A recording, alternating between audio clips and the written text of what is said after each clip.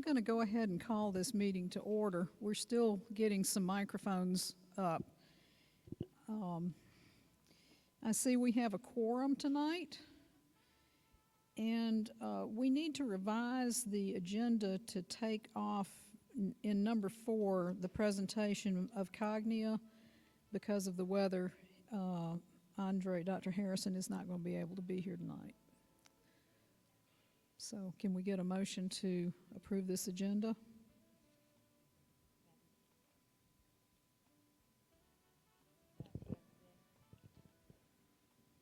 Madam President, I move that we approve the agenda. I second. Okay. All in favor with a show of hands? All opposed?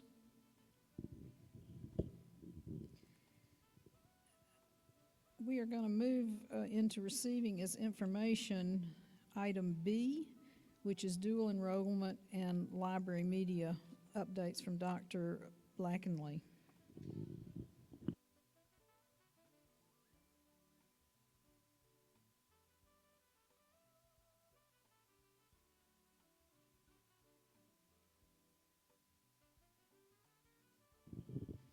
Okay, we're going to go ahead and move on to Mr. Mitchell for the Ed Farm service agreement.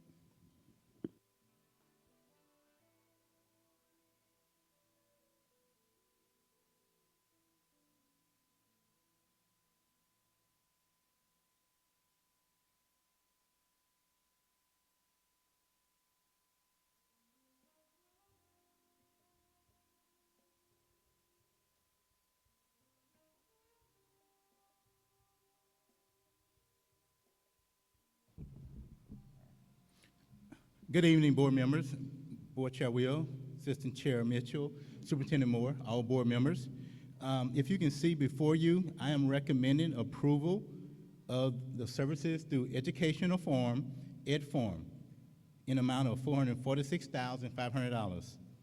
Ed Farm is an instructional technology company that will provide, cultivate, change program and support to Montgomery Public School middle schools, 10 of our middle schools, in the following ways: ICANN Summer Programming, Teacher Fellows Program, Student Fellows Program, Code Clubs. In the Code Clubs, it'll be Code Essential, Light, and Swift Code Clubs. And also, if you can see, we are also being given the opportunity to have a Classroom of Tomorrow Learning Lab in kind of $225,000. So that is great news. And Ed Farm is in partnership with Apple to provide the technology support in our middle schools.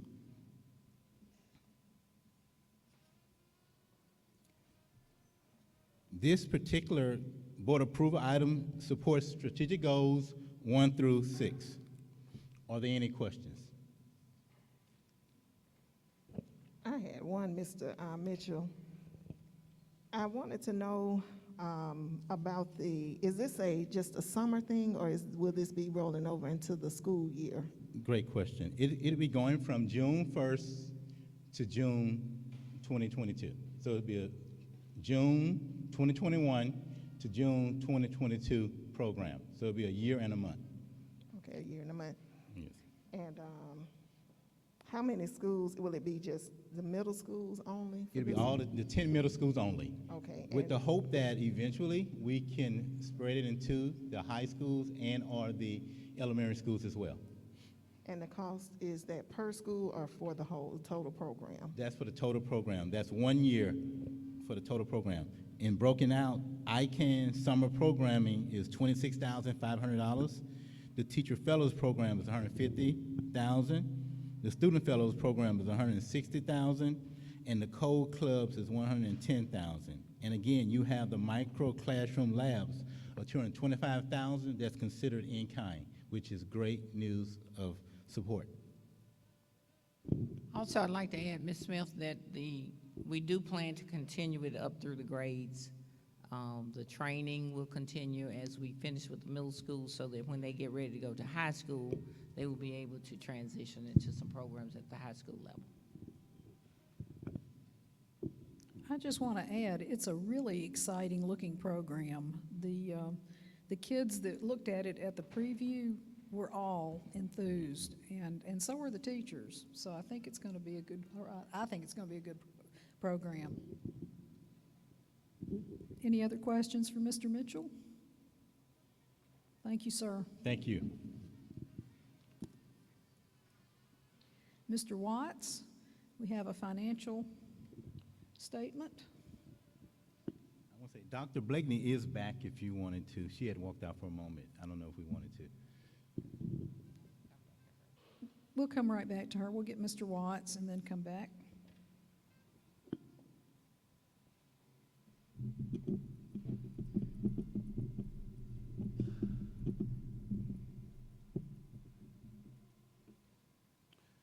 Thank you, Madam President, members of the board, Madam Superintendent. Madam President, before I get started, let me say thank you to each and every one of you, along with the superintendent, all of our administrative staff, principals, assistant principals, counselors, all of our teachers and support staff, and all of those who sent to me and my family your prayers mainly.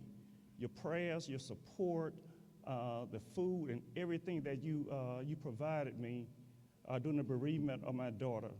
I really, really appreciate it, Madam President, and I cannot tell you how much that really helped me, just knowing that that support was there. So thank you all again. Madam President, you should have before you the financial statement for fiscal year 2021, the month of March, which is the 6th month of the fiscal year. Of course, March represents 50% being the 6th month of the fiscal year. Contained in the financial statement is the state explanation of financial data, which provides the CFO's discussion of the district's financial standing as of March.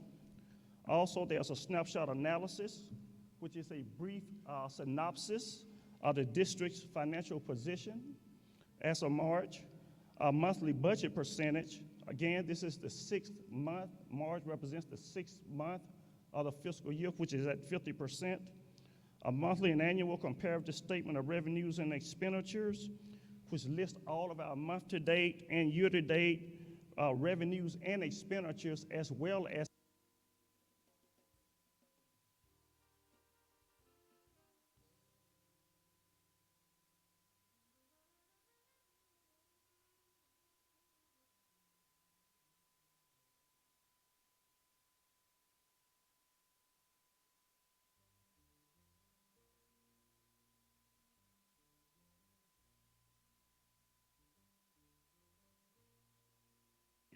exhibits, the combined statements, the combined balance sheet, which speaks to the district's financial position, and the statement of revenues, expenditures, and change in fund balance, which in private industry would be determined an income statement. And there's also a definition of accounting for the board's perusal. Madam President, I will just say that as of March of the fiscal year, the district is doing very, very well. As you know, our fund balance requirement is about $18.4 million. We are projecting now, we raised up our projections as to where we are in the fiscal year. And we are projecting now to end the fiscal year with over $36 million, which is 2 times the state requirement. So we are very, very happy about that. Our expenditures as of March is running at about 47%. Again, we know that we're at a 50% level being the 6th month of the fiscal year. So we feel very, very good as to where we are. And we just see some wonderful, wonderful things happening. And I'm not going to steal the superintendent's thunder, but I love the sight of that check up there. Madam President. Thank you, Mr. Watts. Any questions? I noted when I was going through here that we did not have as many expenditures, and that's because part of this, we're not serving as many students right now. Yes, ma'am, that is a great part of it. However, The other part of it is because the board made some very, very difficult decisions about 2 years ago, to kind of help us be removed from the state situation financially. That also played a major part as well. But yes, the COVID, spending less expenditures during COVID, that is correct. Thank you. Any questions? We're glad you're back, Mr. Watts. Thank you. Glad to be back. Okay, we're going to circle back around. Dr. Blakeney is back, the dual enrollment and library media updates. Good afternoon. Thank you for the opportunity to speak with you this afternoon. Have a lot to cover with a couple of different areas, so I'll go ahead and try to do it very quickly. Our school library media programs were able to be successful this year. We haven't ended the year, but it's very different when you can't have the kids come to the library. They were able to have both synchronous and asynchronous lessons, so they recorded them and used them whenever the teachers were able to fit them in, or either they had the live lessons too. We worked with Mr. Anderson early on to make sure that we could successfully circulate some of our print media and be very careful with it, and that worked for some of our schools. We also used Mayan and digital resources from the public library. They are partners of ours. We were able to continue on with our Read Across America celebrations and lots of challenges and reading contests this year to make sure that the students stayed engaged in reading and literacy. Next slide.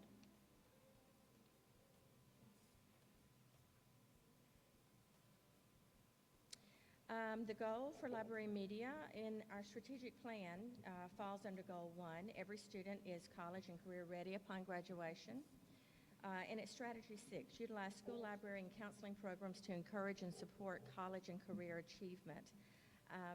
What we have is that in order for the district to support this, I was able to write a grant to the Lewis Collins Foundation, received that grant award, and was able to purchase career books that would create a beginning foundation for all of our school libraries. There's also a shared vision. Thank you. There's also a shared vision that I shared with the librarians at the beginning of the year, and it was based on the strategic plan. And we talked about how they would work and they would increase the resources in that area. The current status of our library programs, like a lot of the programs, we have some vacancies in our library program. We've worked with the HR department like we did last year. We had an interest fair, and we gained about 5 new librarians in the library this year. Working with them, we're going to have another one this year and hope to fill those positions. Okay, into dual enrollment. When we start with dual enrollment, we really have to get into definitions, because dual enrollment is a little bit slippery when you look at it. Dual enrollment means, thank you, dual enrollment on its face value means students being enrolled in a high school and a college environment at the same time, right? When we're talking about dual enrollment on a daily basis for us, we're saying dual enrollment is when a student is going to take a course. Yes, they are a high school student, but they're taking a course and they're only going to get college credit for it. What we call dual enrollment for dual credit, and the state does also, is when a student is both a high school student and a college student at the same time, taking a course that will replace an Alabama high school graduation course, and that credit is going to be on both the high school and the college transcript. So when we're talking about dual enrollment, we've really got to recognize those differences when we talk about it. When we're talking about dual enrollment for dual credit, we have 2 participation areas in MPS for that. The first one is going to be career tech education, and of course we have Mr. Todd Davis as the director over that area, so I will leave him to speak about that. But several years ago, there was this recognition that we have students who would be interested in taking college courses, but they're not necessarily students who are interested in career tech education, more interested in getting foundational, say, freshman college courses. And so we began working on building a foundation to do this. I work, this is my area, but I couldn't do it without Ms. Kimberly Foster.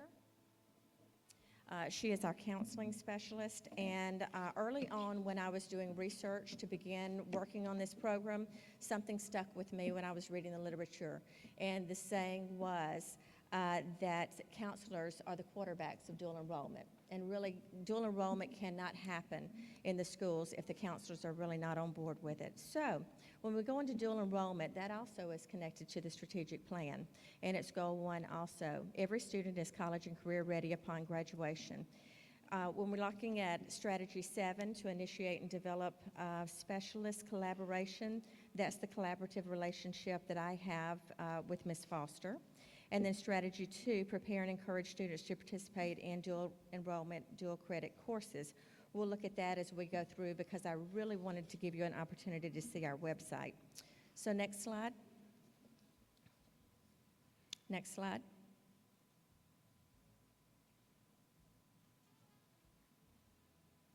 Okay. These are our partners in partners, dual enrollment, dual credit partners, academic dual enrollment for dual credit partners. We hold active MOUs with all of these different universities. And this year, it's really important, Mr. Mitchell, with the superintendent, Mr. Mitchell, Mr. Watts, Ms. Ototola got on board, and we do have scholarships available. So that has been a real boost to the dual enrollment program this year. Okay, next slide. All right. So what we want to look at today in particular is that we have a couple of different participation options for dual enrollment as we're looking toward summer. The first one are face-to-face courses offered through South University, and that's going to take place on the LAMP campus. And then the other is just various course formats offered by all of our 7 partners, and that could be face-to-face or on their campuses. So now we're going to take that embedded link and go to our webpage.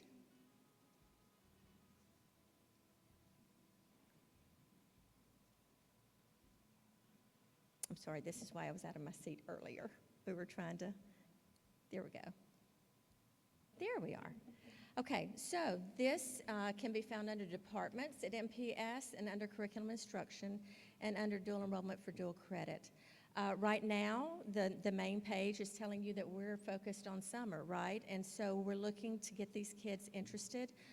We have through this next Friday, the links, you can see we have a face-to-face. This is an opportunity that we really just was able to develop in the past 3-4 weeks. We went to all 8 of our partners, asked them if they would be willing to send an instructor to teach on our LAMP campus. 3 of them were ready to explore that with us. We explored it, and we came down to one that was able to really fulfill it for us. And so if you go up to the top link on the left,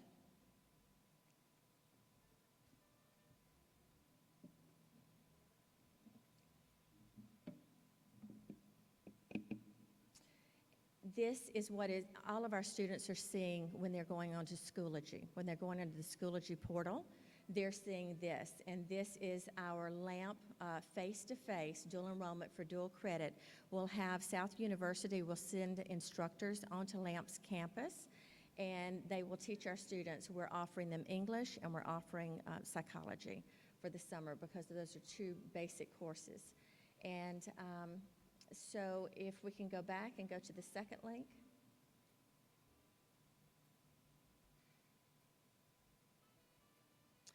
We also have the second option, and that's for our students to get, just like they do through the school year, to get in contact with any of our other partners and go ahead and set themselves up for summer, whether it's online or on the local campuses. Scholarship covers all of it. That is dual enrollment for dual credit. So if we can go back to the link list, back to the webpage, MPS webpage, there you go. Okay, all right. I did want you to see that if you look at the link, you'll see the links on the left, you'll see that we did have a dual enrollment fair, an interest fair in March, and so that was recorded and is there for anyone who missed it to be able to go through and see that. We have lots of different ways for our parents and students to be in contact with our partners and with us. There's a link for an interest for the students where they can go through and all they do is type in their name and their school. And our technology department has it so that it goes straight off to the counselor at the school. So when we ask them, do you know of any kids at your school who are interested in dual enrollment? It's ready-made. It's right there for them because it goes directly to them, those rosters. So they have that. And if you will go to the 2021, effective August 2021.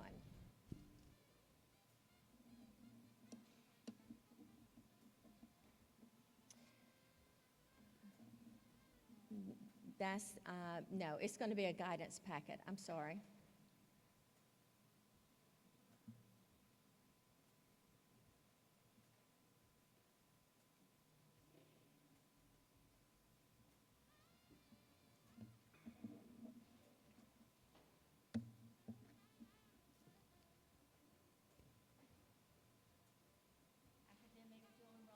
Academic DEDC guidance packet, effective 2021.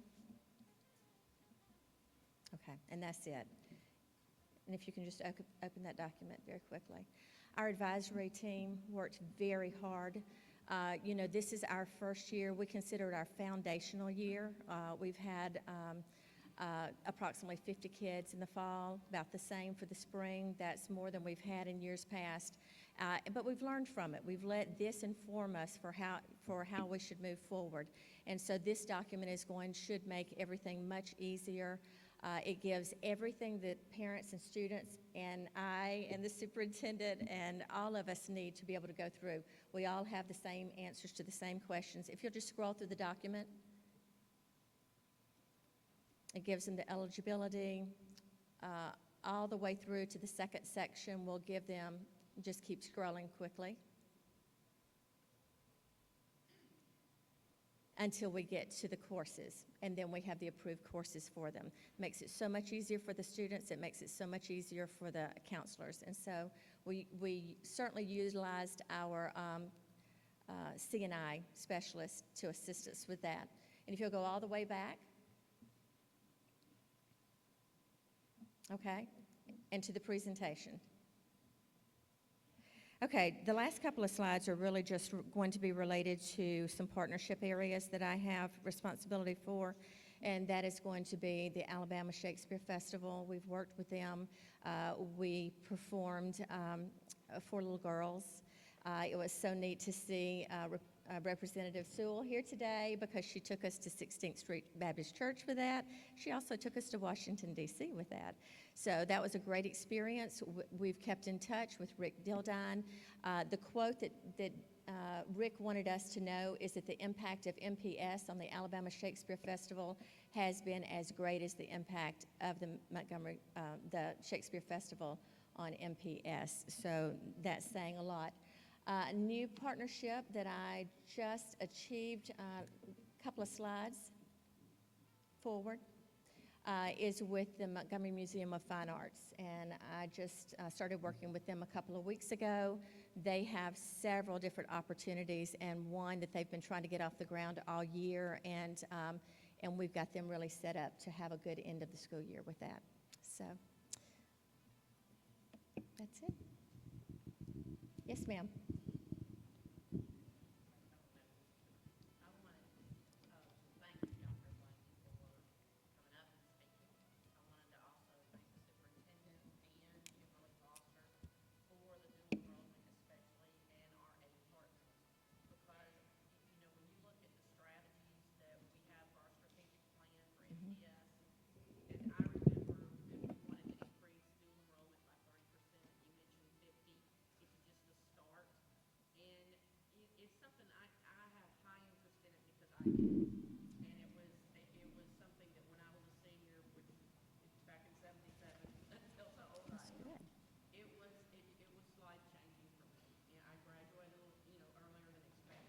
And it motivated me to continue college. And I think when kids can put, not just grades in high school, but see and get that imprint of what college is like through the dual enrollment, I think by them doing it at LAMP this summer, and I think it's English and sociology, not psychology. You're right.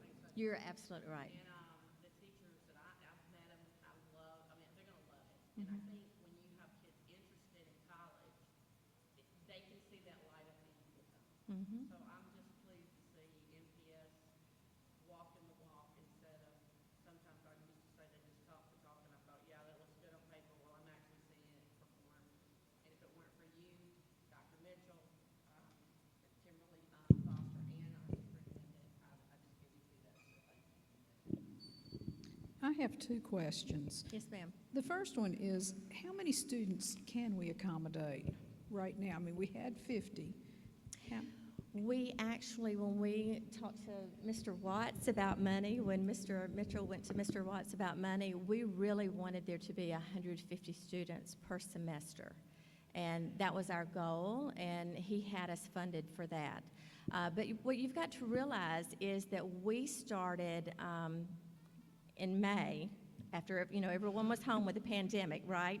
We went to the schools and said, identify these kids for us, get in touch with them. We know you can't, you can barely get in touch with them, but get in touch with them for this, right?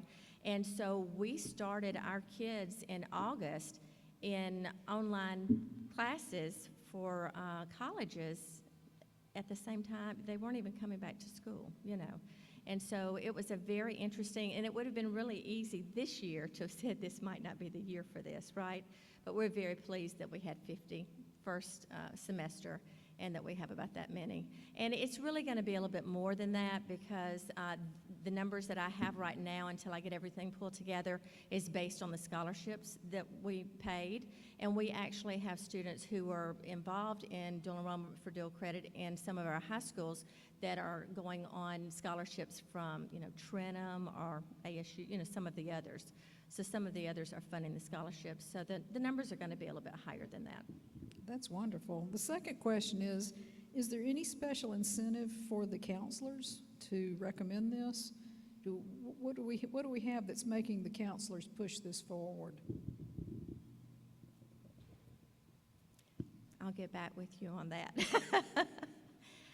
I mean, it's something that we're offering, and the incentive right now is that website that we've pulled together because we have done everything that we can, knowing that this, I said earlier, the school counselor is the quarterback of dual enrollment, right?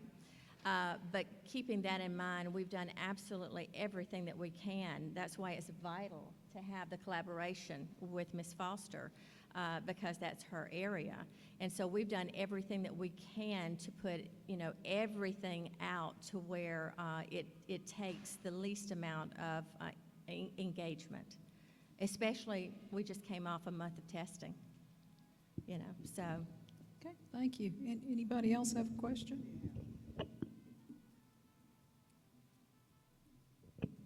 My question is going to go towards the financial piece, Mr. Watts. You don't have to come up, but I did want to know, and you can send me an email, is it possible, Dr. Moore and Mr. Watts, that we can increase funding to promote it? I think more families need to know about it, and I think that's probably why the numbers are so low. A lot of people don't know about it. And to, but just to get more than 50 or more than 150, because it is it's something that I think a lot of students who are interested in college could take advantage of. Right. But just to increase what would be your ideal number of participants? Well, we have 8 high schools, so, if each high school had 50, right? Right. The sky's the limit. Right. So, I know you all will talk about it, but I'm like you, Lisa, it's a good opportunity for them to take advantage and have those college credits to go with that diploma, so that's all. So I think what we found was that a lot of our parents were really not aware of the benefits. And so Allison and others have spent a good deal of time trying to make parents aware of how it really will help their children. And so we want to continue to market it that way and make parents more aware of it. That may take a little bit more marketing money from Mr. Watts, but he's pro-student, I will say that. So he'll help us figure it out. But that was the main thing, I think, that parents just didn't know how much it could help their children and how it would benefit them going on out of high school and into college. So we're trying to make an effort to make sure that parents know. And that's going to take a little bit more work. It's working, it's starting to work, so we're going to continue to work on pushing that out to our parents as well. And let me say this too, and I don't know if there's any way we could say it, because it's AUM. I know AUM has, is giving free computers, and it's to seniors only. Like, in a way, I'm jealous, because I would have loved my children. I had to pay for my children to go to college. Right. And right now, for just seniors, South University, AUM, Troy, I know those three. I think ASU is doing it. They have these incentives. And it's like I know South is $100 per quarter hour. You're looking at $300 per class. Right. Let them take 2 classes. You look at $600. They're waiving the registration fees and all that, and just making them pay for an hour. And you're looking at, parents that are paying for their kids, they are going to save mega money. Right. Oh, if I had been able to let my kids participate, absolutely. I was reading today that the average in Alabama for a public four-year institution per credit hour, of course, the class is either 3 or basically 4, credit hours, but is over $450 per credit hour. And so in the spring, AUM offered $50 per credit hour. So you could take a course from them in the spring. I don't know if it goes into summer. I haven't gotten a response from that yet. For $150. Faulkner is always $235. AUM, ASU, $300. And so our different partners are, on a sliding scale. But there's a lot of money to be saved. Any other questions? Thank you. This is really exciting. Thank you. Mr. Anderson, we have a facilities update.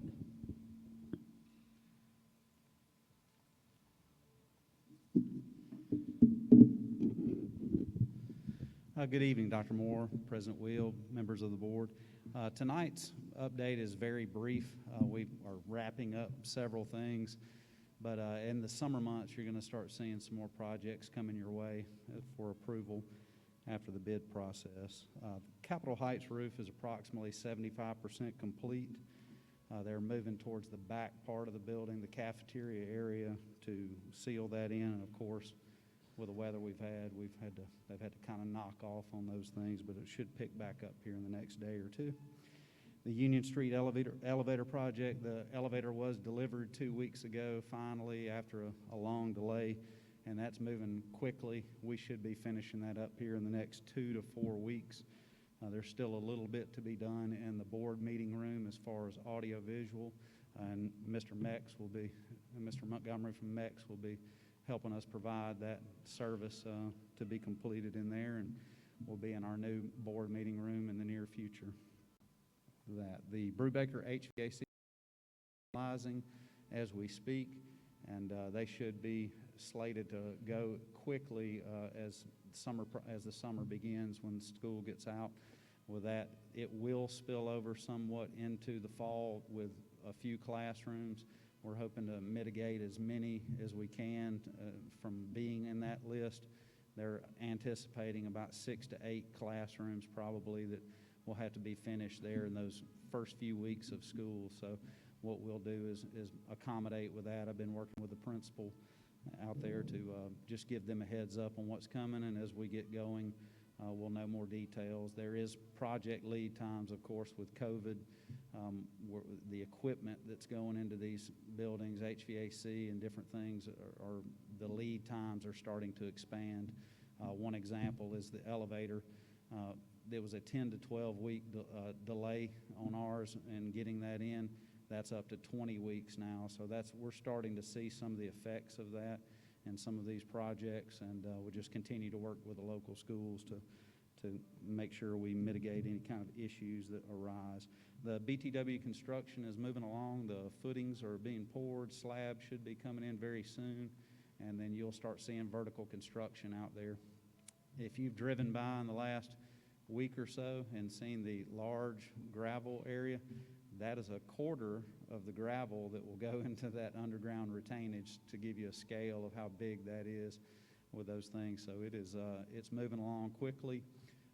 Amison is doing a great job, and their part is the GC, and we'll hopefully can have some pictures here very shortly of some things coming up vertically on that construction as quickly as we can.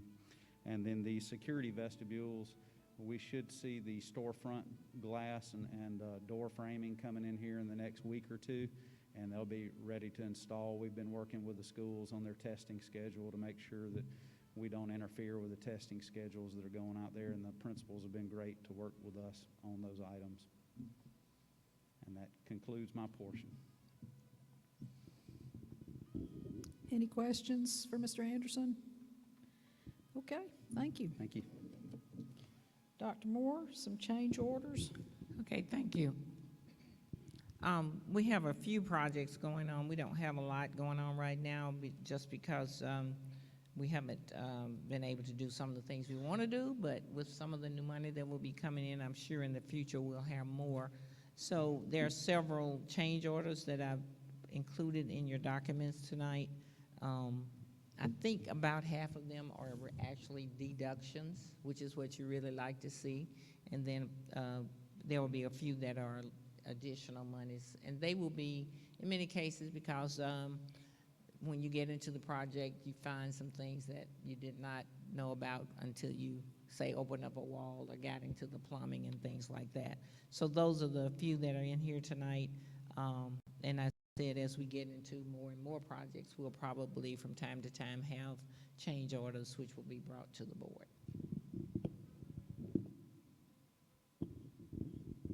Any questions about the change orders? Okay, we're going to move into the program management consultant presentations, which will start with HPM.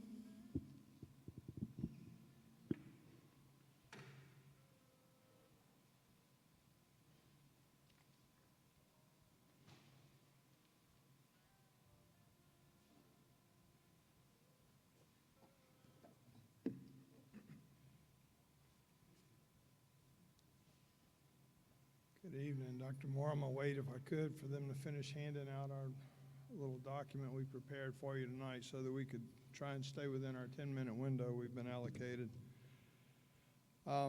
Real quick, I'm Mike Lanier. I'm president and founder of HPM, and what I've just handed you is just a little summary of what we feel like is key information from our RFQ response that was submitted to the staff for evaluation some weeks ago.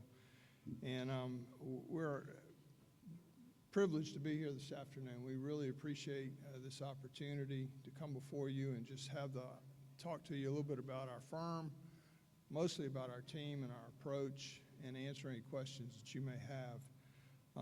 You're really at a crossroads here for Montgomery Schools. You've got a great plan, a very supportive community as far as funding right now, and you're at a turning point of really making a difference for future generations of kids. And we are excited about the opportunity to be a part of it and lead it for you. On the one side, I wanted to just introduce our team to you. If you'll look to the side that has the faces on it, Derek McSween is who we've proposed as our lead program manager for your account. Derek is in Florida this weekend with his mother, who is today is her 97th birthday. And so I told him to stay put, even though he offered to come here since we had such a brief time together. And then to my left is Tracy Richter, the VP of our Planning Services Group within HPM. And to our right is a face you may recognize, Tammy Knight-Fleming from here in Montgomery, who is our partner to execute this plan. And then also not here tonight is Ivy Mitchell, who will lead the program development as Tracy and Tammy's partner in setting budgets and working with Mr. Anderson and Mr. Watts and getting the budgets right for you guys and aligned with the scope.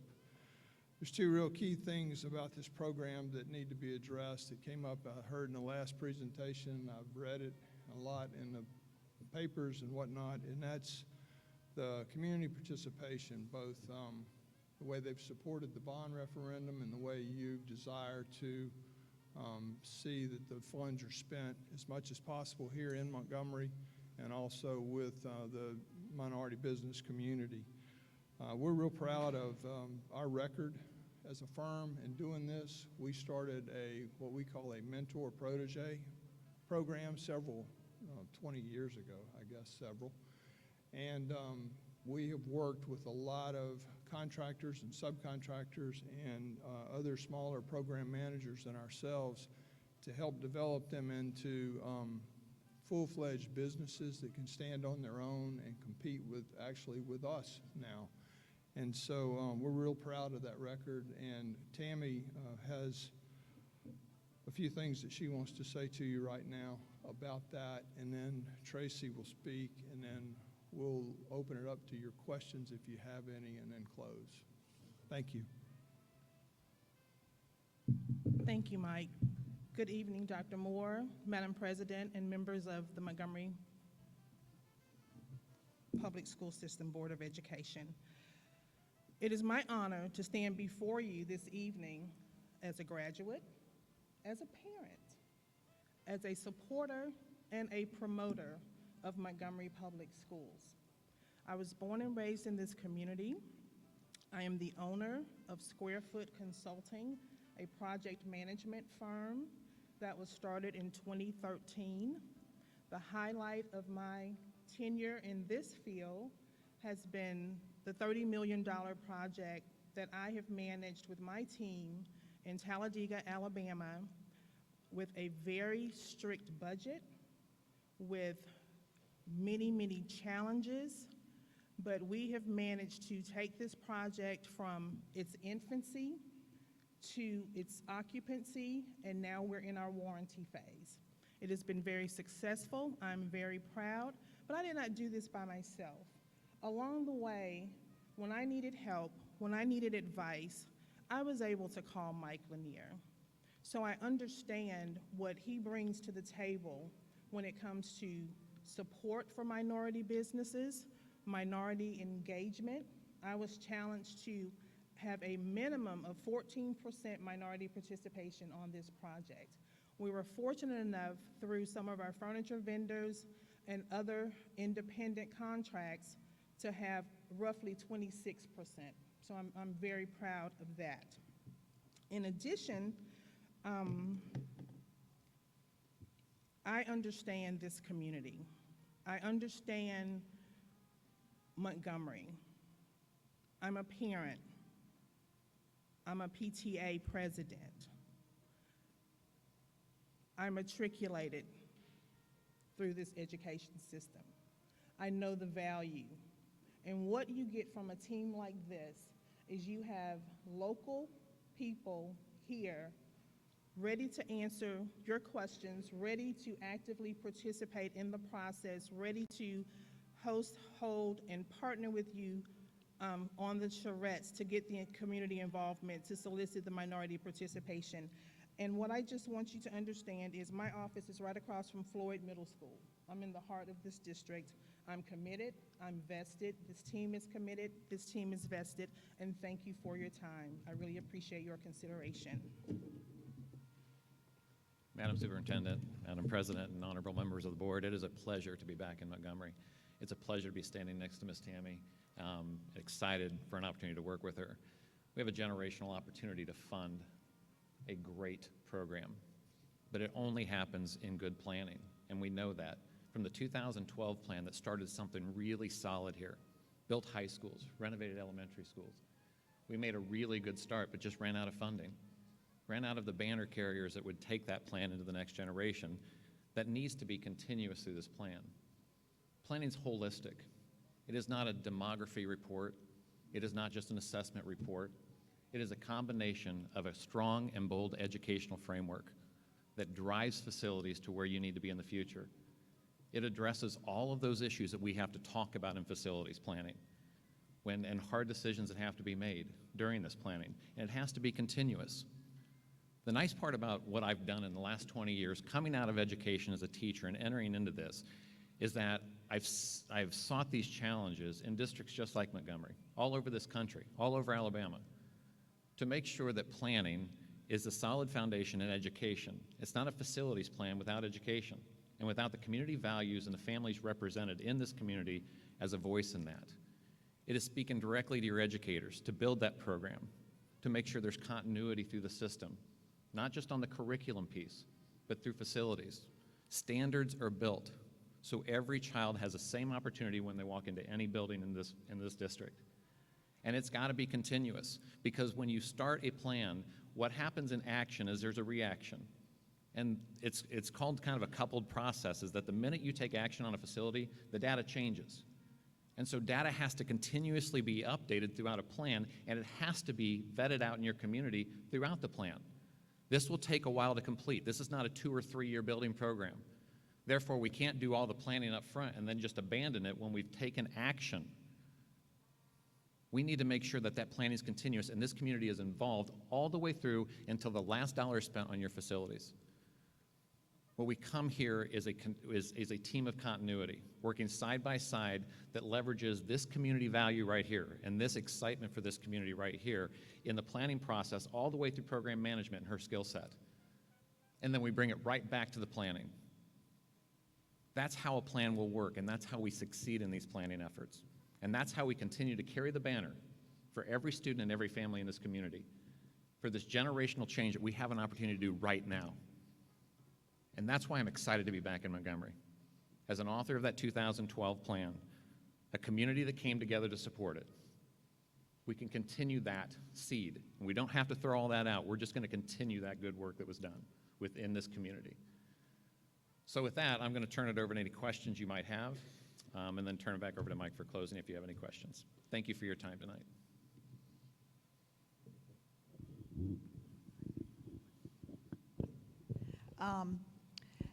Thank you for your very, very passionate presentation. I appreciate that it was not just about facts, but the commitment to our community, because I think most people would agree that Montgomery is a very different animal, and to understand our community, to me, is really important.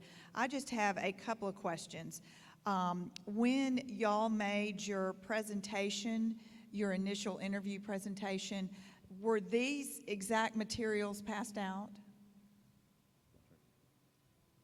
No, we did not present anything like this because we weren't in person. It was done over Zoom, and what the evaluators had was our original submission to the RFQ in front of them.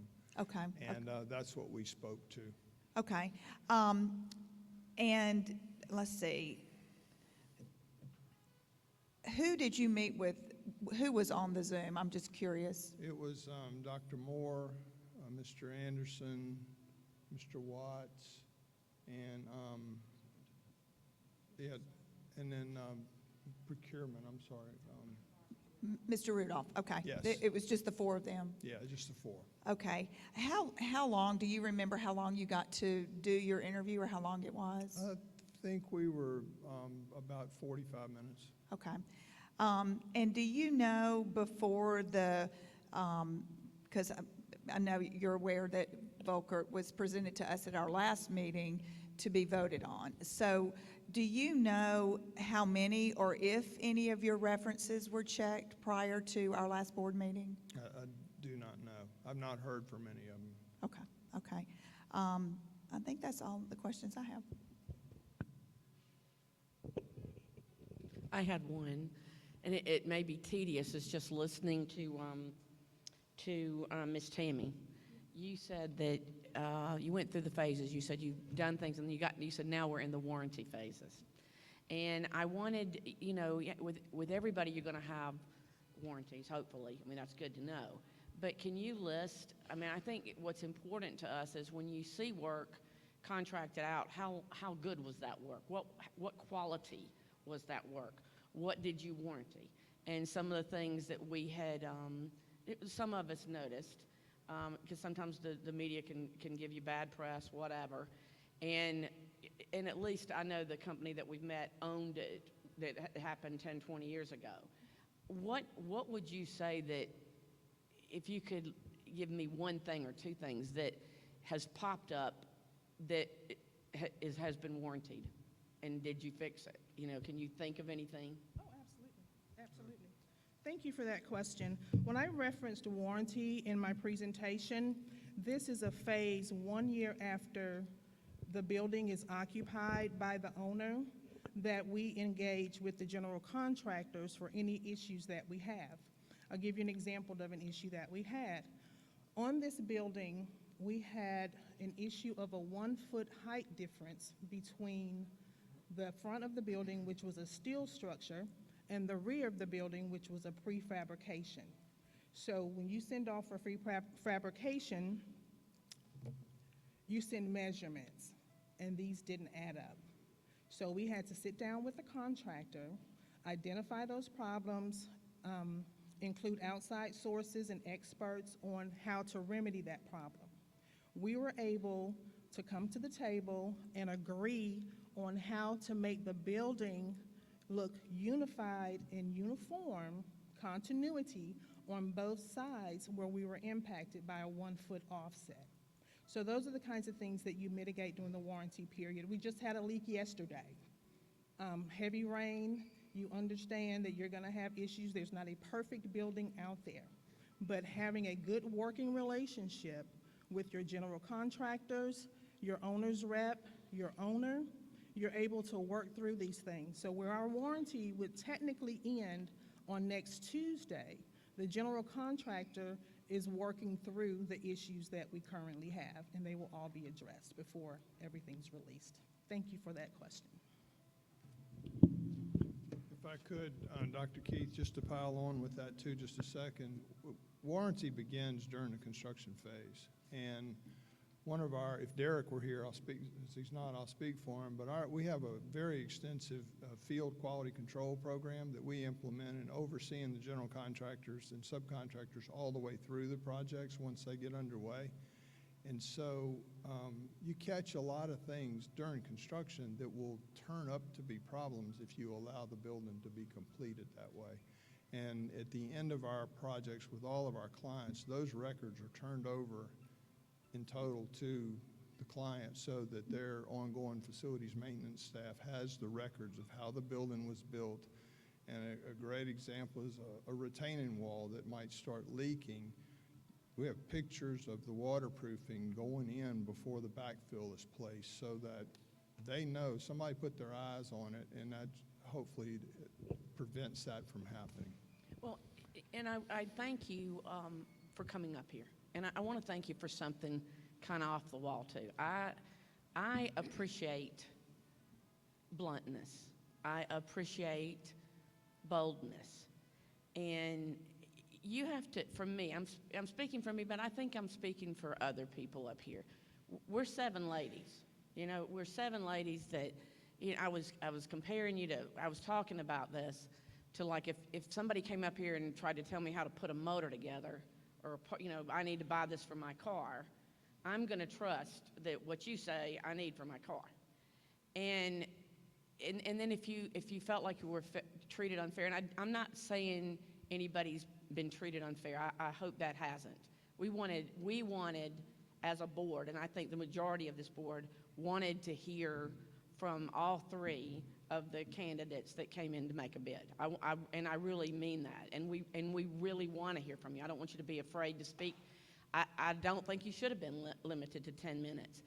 And whoever wrote that letter, I don't know if it's one of y'all, but I appreciate the boldness, because without that letter, I'm somebody that, I feel like, you only live once. And you can be politically right. You can do the things that people tell you, well, you're not supposed to act this way because if you ever want something in the future, you need to be, polished. I appreciate no polish. And whoever wrote that letter, I don't know where we're going from this, but it opened up my eyes to at least question, and I appreciate it. It stood out. So thank you.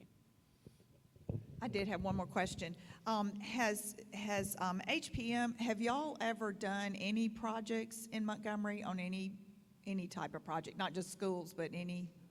Well, yeah, we've done quite a few. We have a team full-time in place over at the community college system right now that is housed in their offices over on Union Street that manages their campuses, the various projects over a certain size all over the state on the various campuses. We've got a team embedded with the Department of Corrections right now on trying to get this prison plan that the governor has promoted so heavily over the last few years across the finish line. And then, let me think, standing facilities, we did a res hall for AUM, time flies, probably 5 to 7 years ago. So we Okay. do know the marketplace here, yes. Okay, and have y'all put any bids or any RFQs or anything else for any other projects that the city or county of Montgomery may be planning in the future? We have not. Okay, thank you.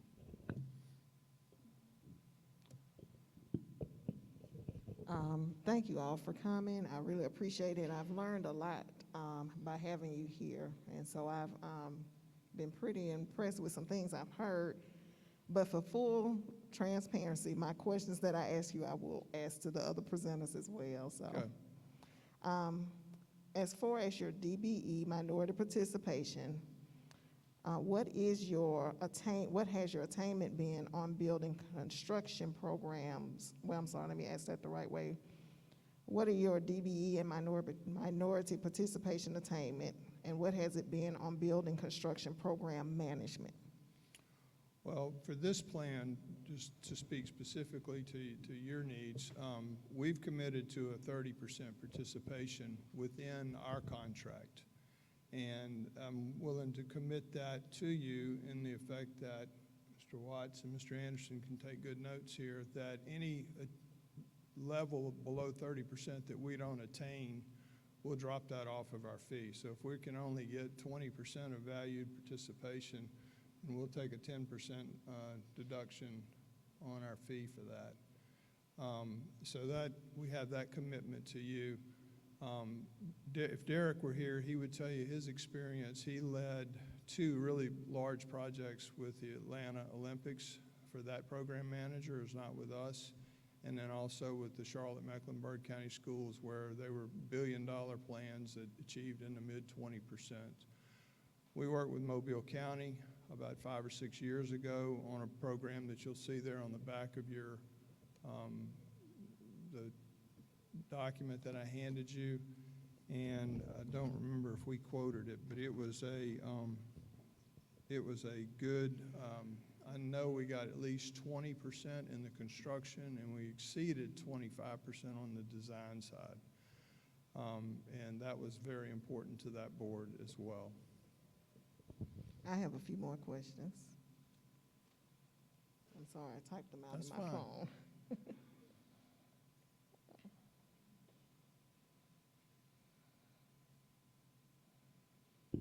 While you're looking for that, may I do a follow-up? Go ahead, thank you. Well, I found it. I did. Go ahead. Okay. And this one is going to be as related to the person who will handle the DBE. With respect to the minority diverse business entity, what are the past projects similar to this endeavor? And I think you've answered it.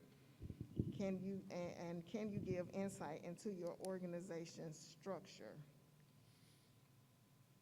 In achieving the DBE, the structure? Yeah, I think you just answered some of it. So Okay. when I read it, I was like, I think I just heard that. Okay. Okay. I think the structure piece for us would be our mentor protege plan, and it's not just the firms that we mentor, but it's something that we encourage and foster through the development of relationships with the contractors and then their subcontractors to do the same. Okay. But as you know, anybody that tries to do this in the construction industry, it's not easy. We can't create firms out of thin air. We've got to have firms that can compete, because we're all bound by public bid laws. And we're also all bound to get good value and warranty-free projects that perform for the school district. And so it's a tight wire that we walk in trying to achieve a high participation and yet still achieve the outcome for the program.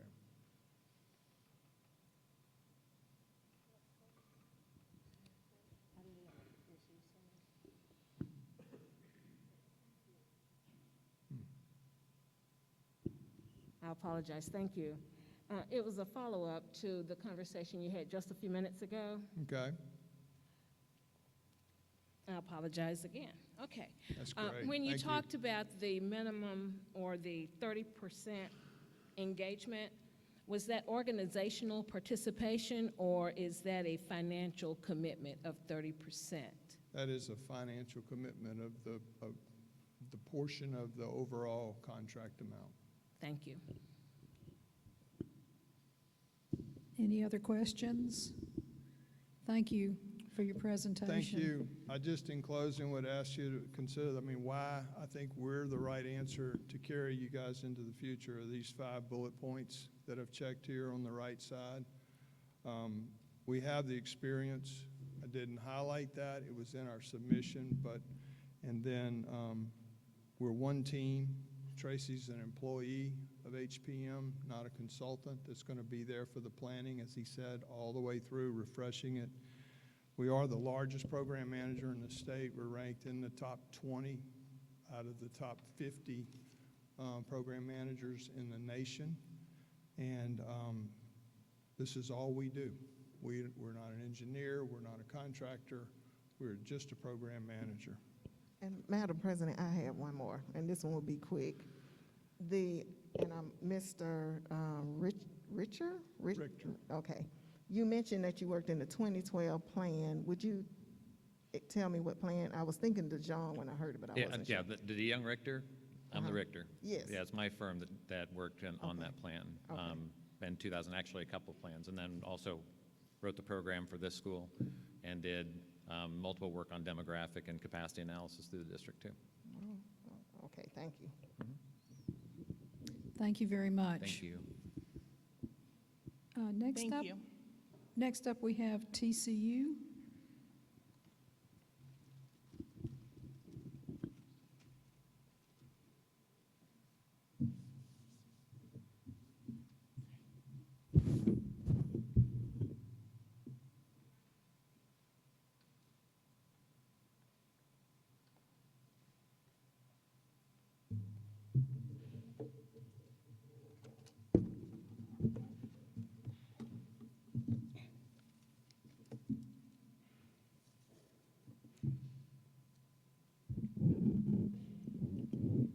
Good evening. Dr. Moore, Chairman Wills, other board members. My name is Percy Thomas. I am 50% owner of TCU Consultants. Along with me, I have my partner, Ken Upchurch, who own the other 50%. We have our team members here, some of them. We have Tim Canty, with our program director, and Juanetta, our administrators, and Randall Bowl is our planner. Our team would like to thank you all for the opportunity for this interview.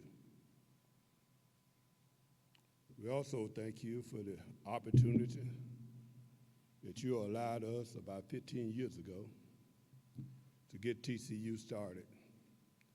It was you, along with the County Commission, Alabama State University, the City of Montgomery, and this Montgomery community who allowed TCU to get its start. And we are ever grateful for that. This has allowed us pretty much grow across this state. And again, if it hadn't been for you, we wouldn't be standing here today proud after 16 years of being in business to be doing what we're doing today. Again, thank you, and I'm gonna turn it over to Ken and let him follow with our interview.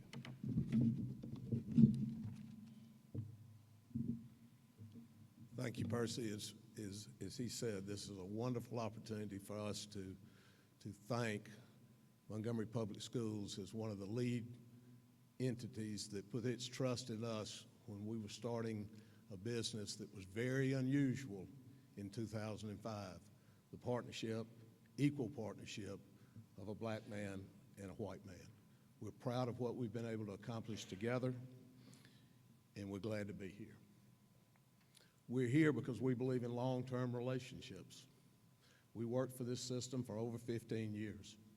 We've worked for other systems in the state in excess of 9 years. Usually when we get hired, we stay hired, and that's important to us. We always try to give our clients more than what they expect, and certainly more than what they contract with us for. Percy and I live the minority participation component every day. It's not something we've had to learn. It's not something we've had to team with other entities to provide.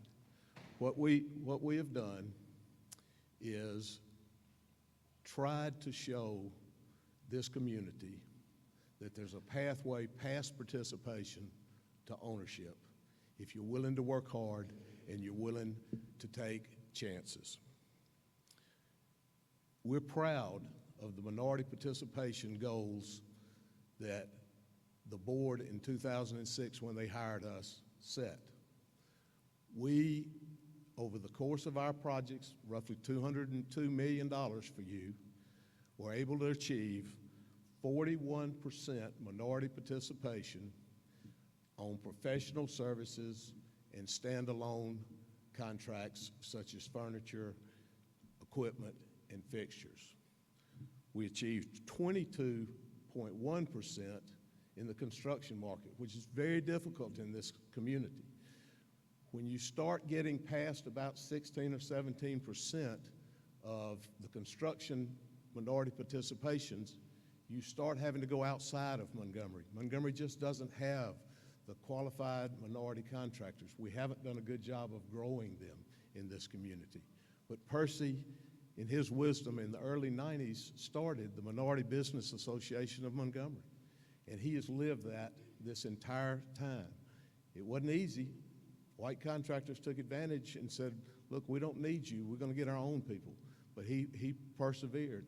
And he's standing here today as my 50% partner, simply because we became friends during those days when he was promoting minority participation when it wasn't a popular term. Dr. Keith, I heard you say that you hated TCU early on, and I heard you say tonight that you appreciated boldness and frankness, and I appreciated that boldness and frankness when you said that the other night, because program managers in general are not liked by architects or engineers because we have to make them do their job. They're not understood by boards of education. And so our chief goal when we get started with a new client is develop a trust. We start off behind the 8 ball, but if we can be successful and do our jobs right, we build trust. And I hope we're beginning to build some trust with you and that we will get the opportunity in the future. I liked when Mr. Barkin, last time y'all talked, took ownership of some of the issues that were raised. Montgomery's not a big community. There are not any secrets here. Y'all are in the political arena. You know what's going on. Percy refers to it as the street talk. I'm going to refer to it as addressing some concerns that have come our way during this process from the community and from others. TCU was founded in 2005. In June 2006, we were selected through an interview process with Montgomery Public Schools. 7 firms submitted. After nearly a month and a half of additional interviews, TCU was selected, and we were very proud of that. In July of 2007, almost 8 years after my construction company completed Halcyon Elementary School, Mr. Slagle, who was the chief operating officer, has Mr. Anderson's position at the time, called me and asked me to come out to Halcyon about some issues. He had had a report done. It was the first we'd heard of any issues. It was not a pretty report, somewhat damning of our workmanship in certain areas. and it was only primarily around the lunchroom, cafeteria, kitchen area. Dealt with structural issues, dealt with water issues. I immediately took the report, shared it, had additional testing done on the building. We immediately agreed to fix the building, even though the water issue had occurred after the construction because of construction in the vicinity. We owned it, we fixed it, and to my knowledge, there have been no more issues at Halcyon Elementary School. If they have not been reported to our construction company.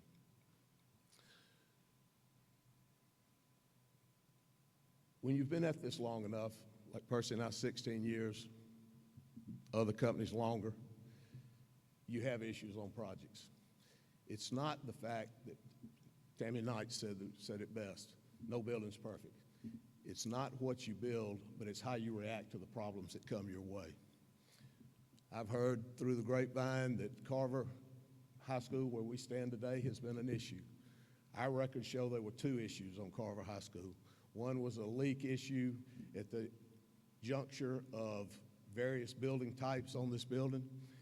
We worked that issue with Mr. Dotson, who was the operations chief, on and off for over 3 years until it was completed. Did not cost MPS 1 penny. All of the repairs were done by the contractor. It was a combination of construction issues and architectural issues and building movement, which made it very difficult to find. You'd think you had it and it was gone. So that was dealt with. Mr. Dotson called me one day and said, I just got a $160,000 water bill at Carver. What's going on? I said, I don't know, but we'll find out. We found the problem. The contractor had tied onto a line in accordance with the plans that the waterworks documents did not show existed. End result, the $160,000 of water bill was waived by the water board on our behalf in your favor. The system did have to pay $29,000 to install a new water line and valve, but had it been in the original construction, they would have paid it anyway. It was not new work. It was work that the contractor had done properly according to the original plans, but did not do in accordance with what should have been because the line was wrong. I've heard comments about Wilson Elementary School. I went back and looked at the records on Wilson Elementary School. In 2009, there were some issues with settlement related to the prairie soil that we all have in Montgomery.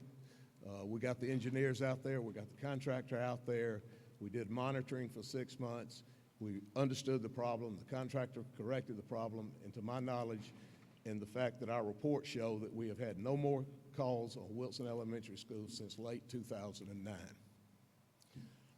Alabama State, we did a $300 million program for Alabama State. They had issues within the university, and it was a very publicized situation. Our records were scrubbed from top to bottom, and there were no issues found with them. It's been said that I didn't support the ad valorem tax. I did. I didn't provide financial support for the advertising campaign because since 2001, when I proposed a $30 million occupational tax to fund this district, I've worked continuously to support additional funding mechanisms for the school system. I chose not to put money into advertising and chose to support it by talking to the people that would listen to me. Our team, same team that's worked with this system forever. Juanetta Johnson has worked for superintendents in this district. I hired her away from the district to work with us, to lead our administrative efforts. Tim Canty has been our program director on most of Montgomery Public Works. We're not a big company. Everybody that works for us, and you can see everybody that's up there, works on multiple projects, but we think that's good because they see different solutions and different issues long before they come up. We work hard and we work efficiently, and you have a clear decision in this situation. You have two large firms from out of town and a local firm that has demonstrated that they can do the work.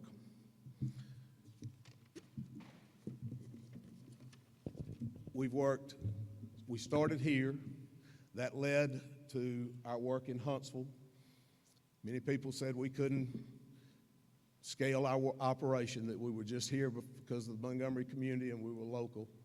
We've done almost $300 million worth of work in Huntsville, and I would like to say that the criticism that has come our way about us not looking after projects after we're finished is borne by the fact that Huntsville just rehired us to do their next building program because of the work that we did here. They hired us originally because of the recommendations that came out of this system of our work and our craftsmanship.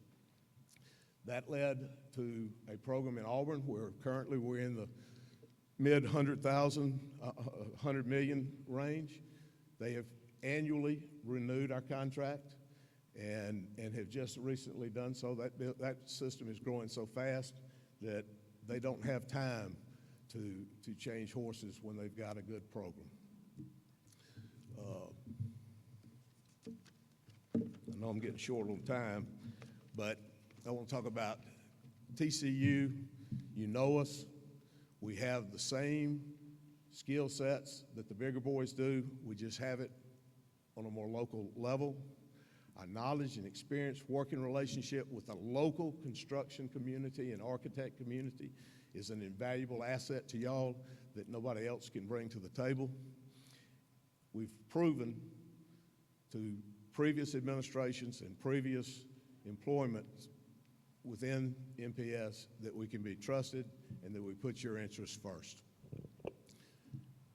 We participated in every planning study since 2000 in this district. Tracy Richter, who now works for HPM, is a good friend of mine. I brought his partner, Bill DeYoung, to Montgomery for the initial planning. I brought Tracy to Montgomery when he came. They worked with us and for you through this whole process. They've built good work. Tracy left his firm. We have engaged the firm he was with as our partner, Cooperative Strategies. Most of the people that were on your planning team, Tracy's planning team, are on our team now. You don't need to do another plan right now, at least initially. You need, as a relatively new board and a relatively new in administration, to go back and look at the old plans from 2000, 2005, 2012, 2015 update, because none of them were completely implemented. Some of them weren't implemented because you ran out of funds. Some of them weren't implemented because of the environment in which Montgomery operates and deals with Montgomery Public Schools. It's hard to close schools, regardless of what a plan says. And so until you understand completely what is done before, you really don't know what to ask for in the next plan. So our historic perspective will help you do that. I call it the good, the bad, and the ugly. That's what happens with plans. They have to be updated, as Tracy said. I agree with him 100%, but you also have to know the backstories and the stuff that's just not in the records, and we can bring that to you. Why TCU? In 16 years, we've managed in excess of $1 billion of our clients' assets. We've had no late deliveries. School is always open on time on our watch, and all of our projects have been delivered within or under budget. We're a strategically sized organization. We don't have to have the bureaucracy and administrative costs that the big boys have. I went back and looked at all of our contracts with MPS to date. Our last contract was for a 3.25% fee on dollars managed. I'll commit to you today, even though it hadn't been asked about fees, that if we're hired, our fee will not exceed that 3.25% of dollars managed for the same services that we've provided you in the past. We think it's important that you understand what the market is. When we first started working for MPS in 2006, the fees were higher, but it's a more competitive market now. There are more people that do what we do. And so we think that while it's not required under an RFQ, we think it's important that you understand what the market is as you begin to negotiate a contract with whomever you decide to select. I could stand here all day and talk about how great we are. All of the others could too, but we just prefer that you call our clients, ask about our performance. I also suggest that you call and talk to the people that we worked with in Montgomery Public Schools that may still be here or have recently left, because I think they will be an unvarnished opinion of what our value is. I think I'm going to stop there and see if there are any questions, and then I've got just one closing remark. Dr. Keith. Mr. Upchurch, I want to address you because you did address me, and I want you to just listen to me for just a second. I do appreciate bluntness, and when I know no other way but to be just as blunt. And I admit that when I first came on this board 6 years ago, I came on as an angry citizen. There was not a political bone in my body. The public put me up there because of the grade changes and what was going on. We had a radio announcer here who is now deceased, who did help me, free, put me where I am today. And he didn't like you. And you have to understand, I didn't trust anybody. I let the public know that. And the public, even today, even though I make them mad and some of them I make them glad, every one of them will say, you know what, if you want to know the darn truth, you ask Dr. Keith, because she's going to tell it whether you like it or not. We agree. And I will say this, if it weren't for Mr. Percy, and Juanetta Johnson, who I have seen your team every time I've gone to Orange Beach, no matter, you all are there, consistent, loyal, and you are now like family. And I mean that. I'm not trying to be nice. Thank you. It took y'all bringing Tim Canty to me, and because I didn't trust anybody. I was told by a ex-mayor that I actually really like now to shut up on the Faulkner steps. So would you not humanly be angry at that? Yes. Would you not hate the world? Would you not know who not to trust? Yes. It took me to this superintendent. I've given every superintendent we've had pure HELL because I didn't trust them. This superintendent will tell you now, it took me to this year to really believe in her. I watched her last week stand up and say, you know what, y'all have been lobbied. And I loved it because we have been. And this is the hardest decision that I've made, period, in 6 years. Because to me, you now are like family. When they brought Tim Canty, who knew my father, who was vice president of National Industries, like what I said to the company Volkert, what I liked about Volkert is they owned it. What I heard from you tonight, I've been in real estate for 20 years. I own Tri-County Signature Homes. I still sell real estate kind of on the side. I'm still teaching. I teach at South University and I teach at Success Unlimited. I will die teaching. And what I'm saying to you is you said something very truthful. You went through each of your schools. You went to Wilson and you brought up prairie soil. If there's anybody that understands prairie soil and parts of Montgomery, you have to understand Montgomery because you can go to Cloverdale and you have to explain the cracks and everything. So I know you're being frank and honest. It is a huge decision. But let me ask you this one question. I'm putting you on the spot because we're being real. Please do. You said we could be blunt. Please do. You look at Lamp, and it's beautiful. But you look at and correct me if I'm wrong, but it's in my head. Why did we have to put a new roof after just 5 years? Even a house roof lasts more than that. And when you read articles like what Ms. Bailey and I read, you begin to go, you look at the warranty and you go, a year warranty on so much money.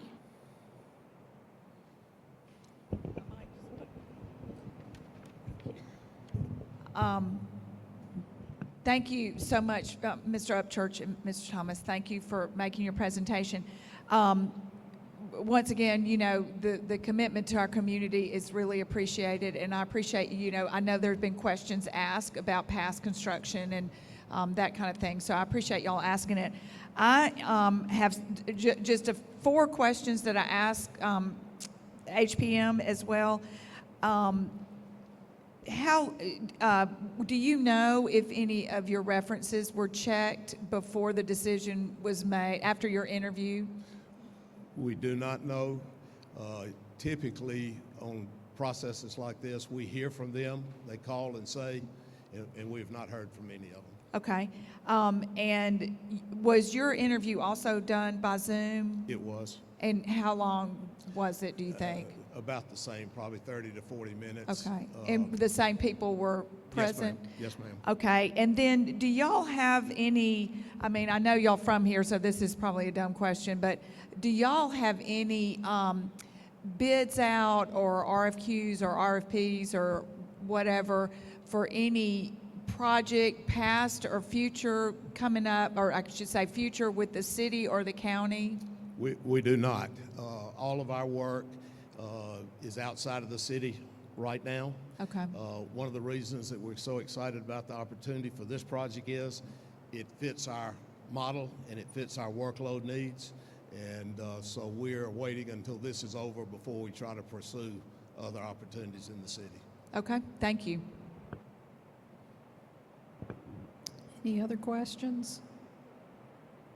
Thank you so much. I think May we've I learned make a lot. quick closing statement? Certainly. Okay. Rainer Bowles, our planner, is back there. Rainer, will you hit the closing slide?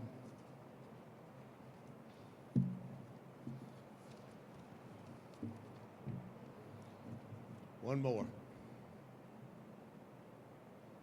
We're having a few little technology issues, but I want to get this right. So you'll see on your screen a favorite quote of mine.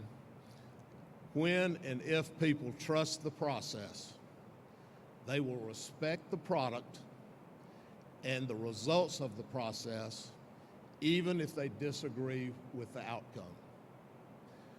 We simply want what's best for Montgomery. And I can assure you right now that we appreciate this opportunity to come before you and at least tell you who we are and what we're about. I will also commit to you that regardless of the outcome of the decision that is made by you, and it is a tough decision, Dr. Keith, we will support the outcome. We will continue to support MPS with our time, our treasures, and our talents. You have a tough decision. We don't envy that decision. We'd like to continue our relationship with you, but regardless, now that we've had a chance to interview, we believe the process has been what it needed to be, and we will respect the outcome. Thank you. Thank you so much. Our next is Volkert.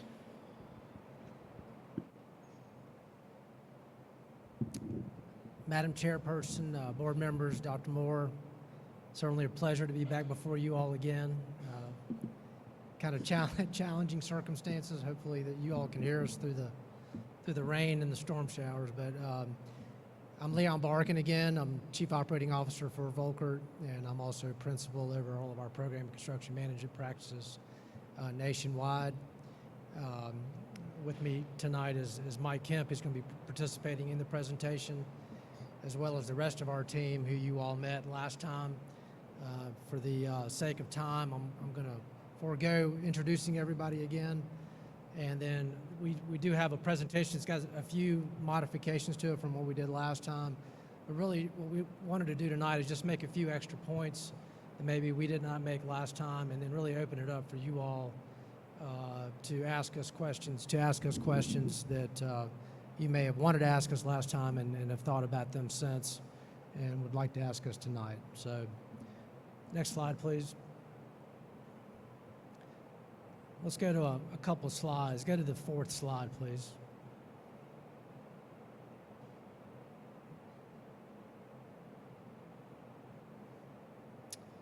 So one of the things we heard last time we presented was a question about our being local and what kind of commitment we have to the community, you know, what kind of participation we had in the passage of the referendum. So I wanted to address that head on. I would argue that we're more local than any other firm you're talking to. We have Between the group, we have some 40 employees that live in Montgomery, that attend your schools, that participate in the economy of the city and the county. We have over $5 million a year in payroll and additional expenses related to those employees in the city of Montgomery. We've had an office here for over 17 years, full-time office, and we've been working in Montgomery since 1925. So again, I would argue that we are the local firm that you're talking to. In addition to that, if you could go back to the previous slide, please.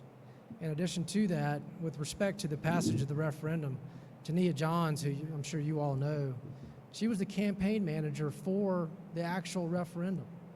I know nobody who was more involved on a day-to-day basis to ensure that this tax referendum could be passed. She knows the community, she knows what the community wants. And so, again, our team is fully committed to the success of this program. We understand better than any other team you're talking to what this community wants, what the board wants with this program. With respect to the team we're proposing to actually manage your program, they're not managing work in Charlotte or Texas or Miami.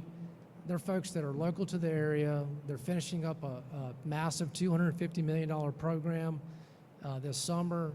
It is the most seasoned K-12 team that we have in the company.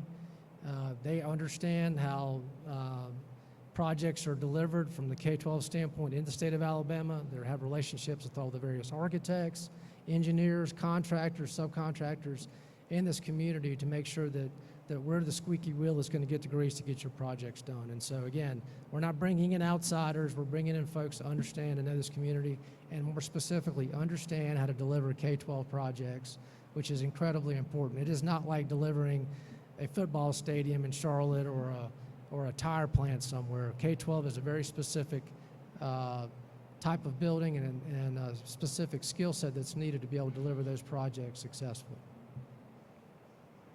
In addition to that, there was some criticism about us being engineers and not just program managers. Yes, we do provide engineering. That's to your benefit. We have experts in all aspects of design and construction that we bring to bear on your behalf for no additional charge. When a designer provides a design for something like related to some complex site-related issue, we have folks in-house that do this every day for a living that we can have reviewed instantly to make sure that what's being done is to your benefit, is accurate, and is the most efficient way to do things. So that is a benefit, not a knock on our services. And I want to make this final point. I'll let Mike talk about our DBE program, because I heard a lot about commitments tonight about DBE programs. I've not heard about a program. I've not heard about a succinct process for how you all are going to deliver your DBE and local participation program. It's more than just committing to it.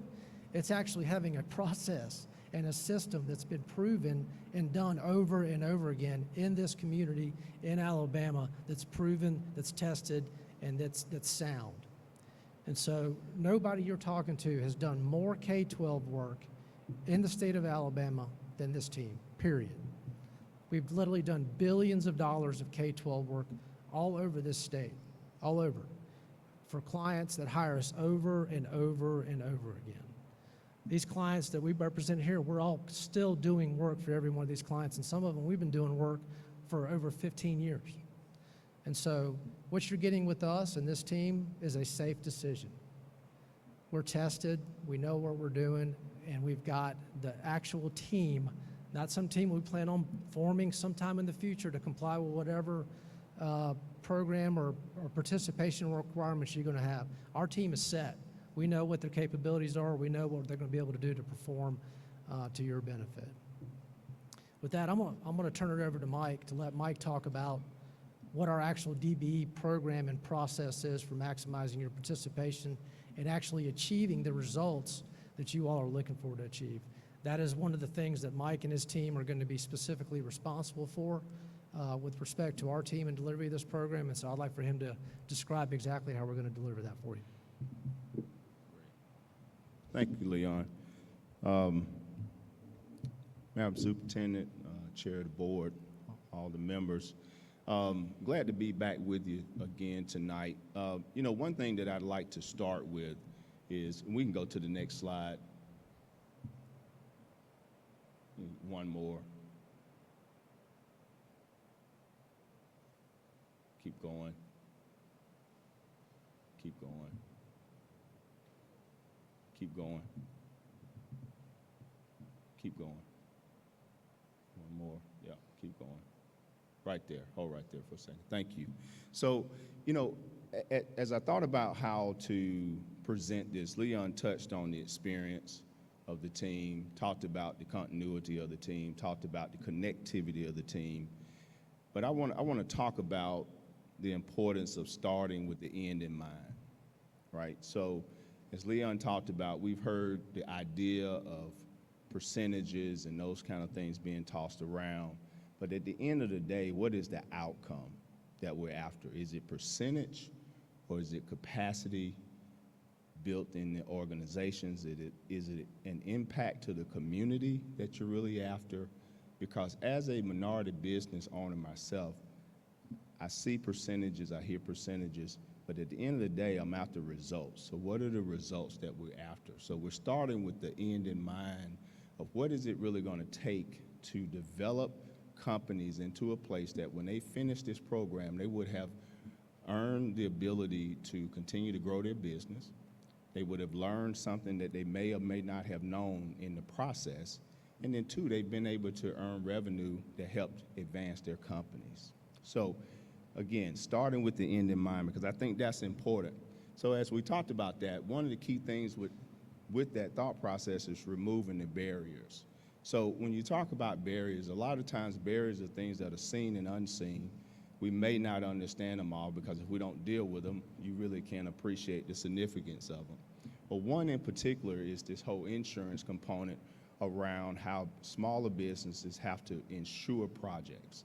So the program that Volker has implemented and passed, and I think it was in the city of Birmingham program specifically, is this owner contractor insurance program. This is a really big deal because any smaller company, again, I live it every day. I don't, you know, I'm 100% owner in my organization. We do work all over the country and in another country, and so it's a situation where insurance is expensive. So being able to have those kind of mechanisms in place to where a smaller business can come in and realize that that barrier has already been remediated prior to them ever showing up on the program gives them a level of comfort to be able to feel as if they've started in a good position. So that program really was transformative because it took that, if you will, that challenge or that barrier and allowed the owner to be able to help assist removing that. So that's an opportunity for the board to be able to make a significant difference in how they impact that organization for the end result, right? Because you can end up with, you know, is it better to have 25% that's built capacity or 30% that was more transactional kind of business, transactional business, right? Because you really don't build capacity in that. Capacity is built when an organization is able to stand on their own at the end of the day, right? So I think that's an important thing to keep in mind. And then the next thing is really this whole, you know, educate the design and construction community through seminars. My thought around that is over-communicate. You know, one of the things that we are going to be very focused on is having a communication plan to get the information out to the organizations where they know what's going on. You know, the program that Volker did in Birmingham, and then we actually managed the program for UAB that I spoke to in our last time together about actually getting the information out to the entities so they know and understand, one, the opportunity, right? But two, what are they going to benefit from being a part of it? You know, because part of the program is really also having it to where the organizations or the companies really want to be a part of the program and they don't feel like they're just being kind of shepherded through something that they really can't see that the benefit to their companies at the end of the day. So over-communicate. And then, you know, as we prepare to reach out to these major contractors, you know, having the relationships that we have between our two organizations and the other team members that we have, we're going to be able to really leverage that in the sense of bringing credibility and integrity to the process. Because again, you know, this is not something that I decided to do last week. I've been in the industry 31 years now, and I've seen a lot, and I've dealt with a lot. And so at the end of the day, when it comes down to dealing with the contractors and understanding how the relationships need to be structured, I think we're going to have a unique perspective on that. And so starting with the end in mind, working through those details, and a part of our responsibility, as Leon talked about, excuse me, is going to be in the actual organization of the projects, how we actually put the packages together, how they actually bundle as they go out to bid, because as we all know, once Title 39 comes into play, it's the low number, but you got to start with the end in mind. We got to start up front. That's going to be a part of our responsibility as our team that we've shown in the past. One of our team members is a licensed architect on staff, so it's not just something that's you know, a hobby or a sideline. It's something that we take very seriously, and so that's going to be important. And then the last thing is, you know, we want to make sure we're delivering the desired goals while providing a quality product, right? Because as we talked about here, we're going to work with the MPS to establish goals and procurement protocols, encouraging and fostering participation. So we want to make sure that we're going to be very sensitive to what it is you want to see at the end of the day. We can get to percentages, but honestly, I think at the end of the day, we got to understand the landscape that we're dealing with. We got to understand what it's going to take to attract the right entities to the program, and then how can we as a team working with MPS to be able to help those companies that when they come out of the back end of it, they're able to stand and do it over again. Because I think at the end of the day, this program has a great opportunity to be able to affect change to a lot of smaller businesses, but it's got to be done right. It can't be transactional. It's got to have some depth of concept to it, and it's going to have a process with somebody that's focused on it. And I think as a team, that'll be something that we'll be able to bring to the table. Next slide, please. So again, our process is tested, it's proven, it's documented, it's all for out there to see and check on if you like. The Birmingham program is the highest DB participation program-wide of any K-12 program in the history of the state. As Mr. Upchurch mentioned, it's hard to get it on the construction side, easier on the professional services side. You can mandate that. You can tell folks what you want. On the construction side, it's hard. And when the professional services only account for less than 10% of the total cost of a program, being able to do 29% participation on $450 million worth of work, it's not been done before in Alabama. And it's because we have a process, we have a system, and we know how to do this, period. And we build capacity, as Mike said, and we build companies that then compete with us. And that's what it's all about. That's how we operate. Next slide, please.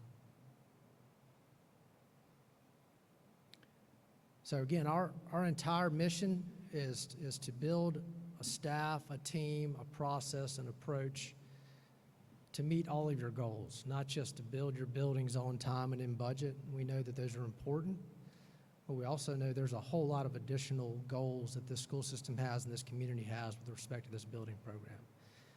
That is what our program is going to be revolving around and how we're going to structure. We're going to meet all of your goals. That's our goal. Thank y'all for your time, and appreciate the opportunity to answer any questions.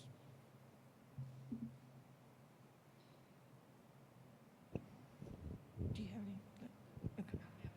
Okay, I'm going to ask the same ones. Thank y'all for presenting again. I hope those of you who are having to drive back to Birmingham that it'll clear up before you have to get on the road. I have the same ones. Do you know if your references were checked before y'all came last? I do not, no ma'am.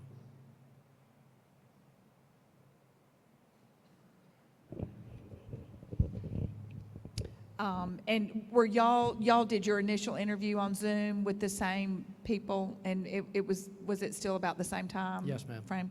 Okay, and do y'all have any bids out or any plans for the city, working with the city of Montgomery or the county or anything else in Montgomery?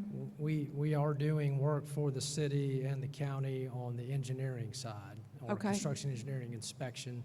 It's basically management of road construction type projects, so we do have work ongoing with the city and the county for those types of projects. Okay. Is there any other building projects or anything that y'all have been interested in or talking to or put bids out for with the city? No, ma'am, not with the city. We are working for the Department of Conservation. We're managing the entire Restore program for the state of Alabama. It's over $1 billion program. That's headquartered here in Montgomery, so we're here quite often working with them. Okay, thank you. My question, and it sounds like I'm not being fair. I did not know a lot about HPM. I'm thankful that they did come. I'm thankful that, I know now, each of y'all have something that I think we all like, that is impressing us all. But like I asked TCU, fix when we do talk about this, I want to be able to get the worms out of my head that you hear or whatever. And what I want to know is, I've been consistent on the warranties on each and every one of the three that have spoken tonight. I asked the first one about the warranty. Mr. Upchurch went through each of their schools, and of course I pinpointed one that I didn't think he mentioned, and he was fair enough and shared with me, because they did buy an old mall that I think we paid $225,000 for the whole, for our part of it. So you would, you get what you pay for there. But I wouldn't think the route would have been terrible. On y'all's note, y'all had media that stated that you had problems with roofs and all that kind of stuff. And the thing I think that sticks in my head that's bothered me is an answer, whether it's true or not, of, well, that was the contractor's problem. That was the contractors that we hired. Well, ultimately, you're over those contractors. And that's the turnoff. That's the thing that's bugging me the most. I don't want to hear, it's like we have the kids that say, oh, he did it. No, it's not my fault. Oh, you did it. I don't want the pointed fingers. I want the fix. I don't want you to handle that question of clear my mind of someone saying, oh, that's not us, that's the contractors. Clear me of that. Okay, well, I'm not sure where that comment came from. I don't think I said that. No, it was in the paper. Ms. Bailey had read the same article that I did, that somebody had gone and looked at the roofs, and they had put it down and said it was like, it was like a pickup sticks. They referred it to a job that, I don't know if it was the eaves or what, Jana, I don't remember. But the article I'm sure you've read the article. I even read the bad stuff on me. Yes, ma'am. I've read the articles, but honestly, I think that project predated my time with Volker. So that was over 20 years ago.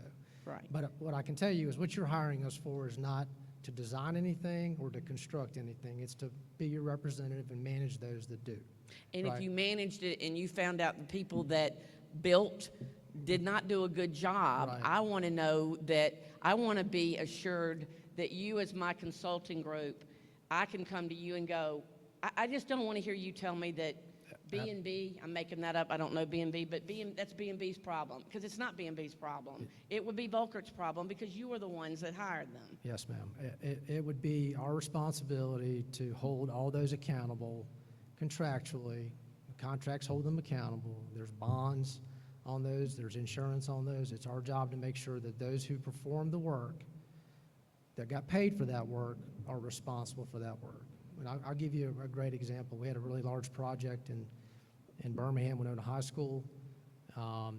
There was some settlement because the soil wasn't compacted correctly it was built on a slope. And we explained to our client what the issue was. We had to go through some testing to verify what the issues were. And then when we realized what the issue was, it was one of the largest contractors in the state of Alabama. They were out there fixing it on their dime. It was a very expensive fix. It was not something we threw our hands up and said, board, y'all deal with it. We managed the correction of it. Matter of fact, we were hired in Birmingham because of the other Carver High School. I don't know if you all remember that saga, but we actually came in and helped that board fix the problems for contractors that we weren't even paid to manage. So we clearly understand, Dr. Keith, what our role is as a program manager. We take that seriously, and our job is to hold all those that you all hire to perform design, construction, testing, furniture, what have you, accountable. Okay, one last thing, clarify this, and this is just my ignorance. Everybody mentioned warranties, but you were the one team that mentioned insurance. And are you saying you're insuring it? No. That's No, just ma'am. clarify. What we talked about, and Mike specifically, is what's called an owner-controlled insurance program. And what we were able to do, and this is part of the creativity of our ability to deliver the high levels of local and minority participation, is one of the barriers to entry for smaller contractors, DBE contractors, is the cost of insurance, right? They can't buy it at the same rates that a majority contractor may be able to buy it for. And so, all things being equal, when they put a bid in, it's all low bid, as you know, the Public Works law. When they put a bid in, if their material cost and their labor cost is the same as the majority contractor, but their insurance is higher, their bid is always going to be higher.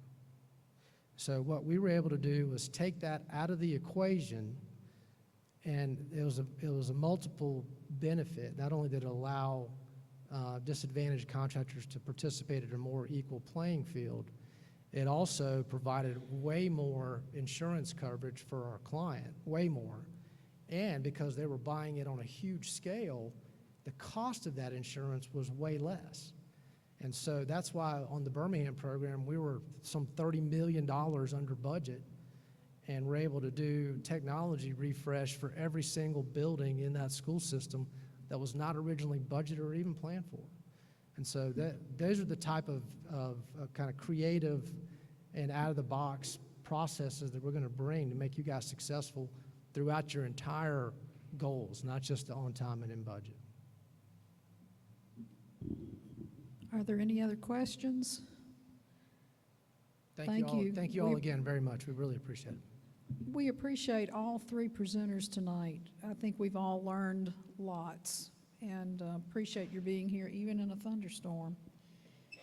This meeting is going to be adjourned now, and we are going to reconvene now. I'm going to call this board meeting to order, and we still have our quorum.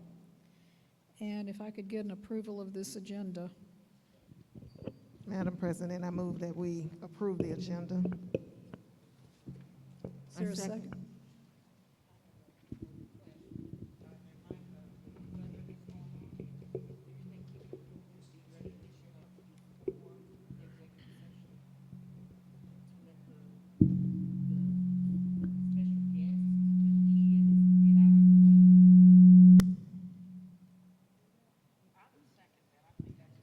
That's fine.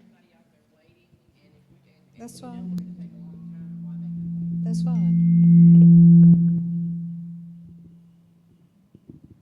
We have a motion and a second to revise the agenda, and all in favor with a show of hands. Okay. At this time, let's go ahead and move. Ms. Jade, can we do the recognitions?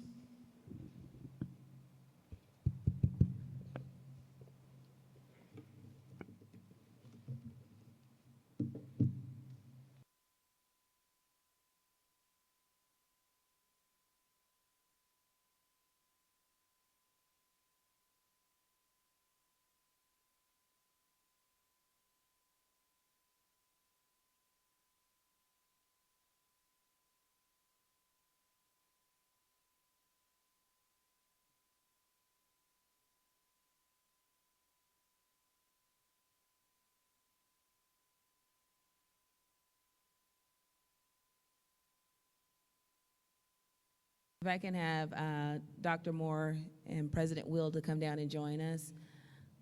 I'm actually really excited tonight. We have several guests in the audience here, and I'm going to turn it over to my colleague, Mrs. Felisa Dotson, as she makes a special presentation tonight, and then I'll come back with our regular recognitions.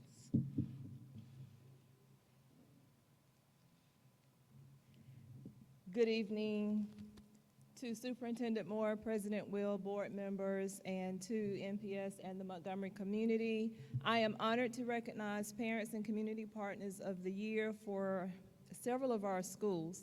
Each school had the opportunity to select a parent and a community partner to honor at this meeting. While every school may not be represented here tonight, many of our schools chose to recognize their parents and partners in their own way. This is our fourth year, first time at a board meeting, recognizing parents and partners to publicly acknowledge and appreciate all of the support that they have shown to our schools. Many go beyond the call of duty to support our schools. While I would love to list all of the awesome support for each school, we'd probably be here another few hours. So I just let you know that many of them have filled our food pantries in our schools, donated school supplies, completed beautification projects, provided PPE to our schools, fed our teachers, assisted in reaching out to our parents, and so much, much more. Just know that each parent and community partner here tonight whose name is called has made a significant impact and immeasurable contributions to our schools. From Bear Elementary School, we have Guyette Roofing Company, and I'm not sure if all of our parents and partners are still here tonight. If you all would just come to the front, please. And it's okay to give them a hand as they come. Well deserved.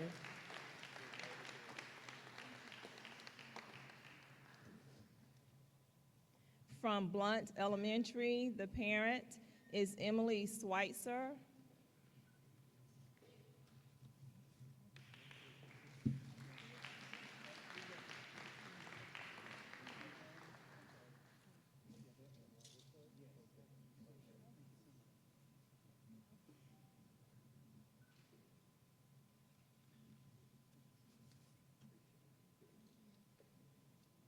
Is Emily?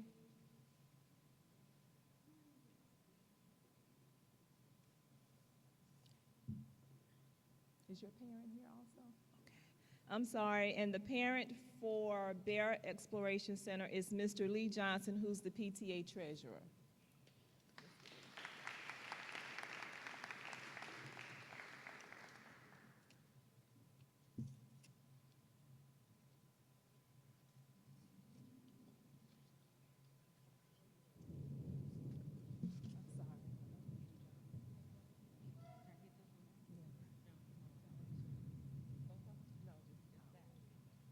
I think that's.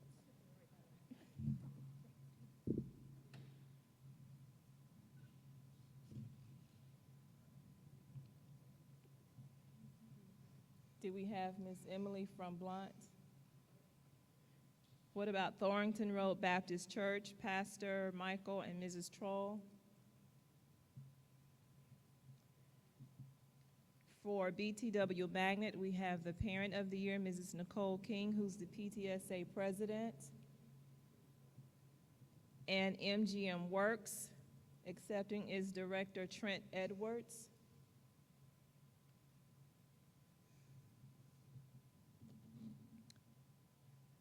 From Carver Elementary, we have parents, Mr. and Mrs. Benjamin Kemp. And we have our parent liaison, Mr. Van Diver. I think he's going to accept on their behalf, as well as for their partner, E.G. Cummings Memorial Funeral Home.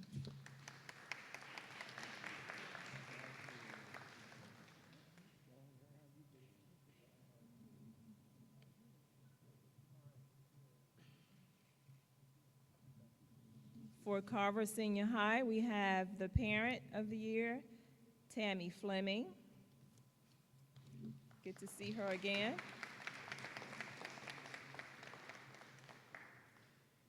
And from St. John's Episcopal Church, Reverend Dr. Deanna Neal.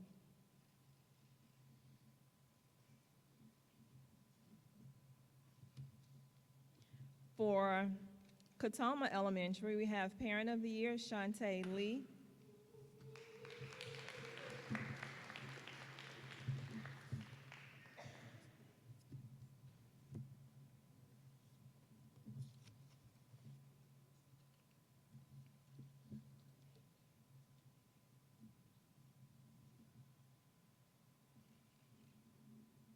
And Katoma's community partner from the District Attorney's Office, Mr. Darrell Bailey.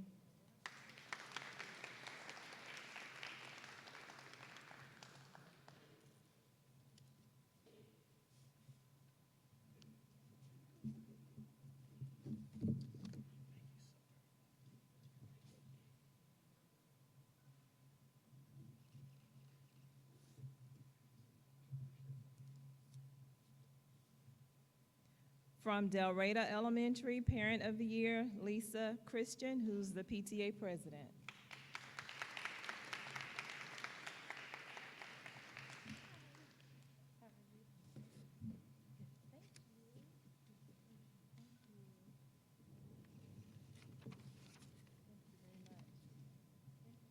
For Dunbar Raymer, we have Second Baptist Church of Montgomery and Owens Mediation and Consulting Firm.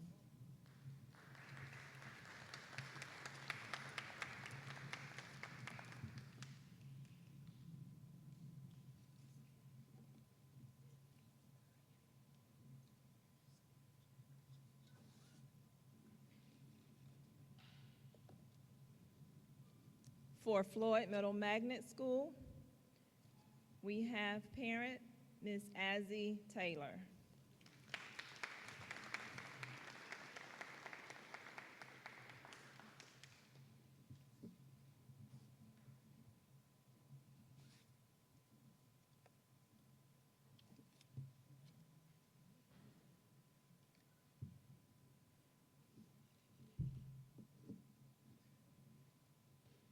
For Garrett Elementary, Parent of the Year, Mrs. Nakila McQueen.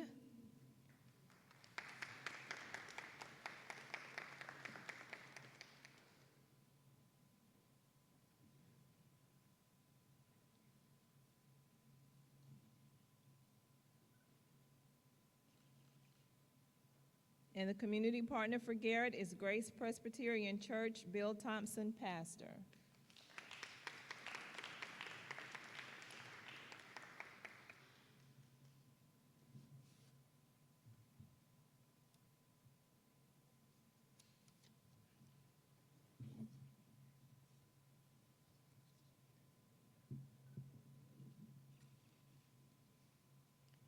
From Lanier High School, we have Miss Lizzie Smith, Parent of the Year.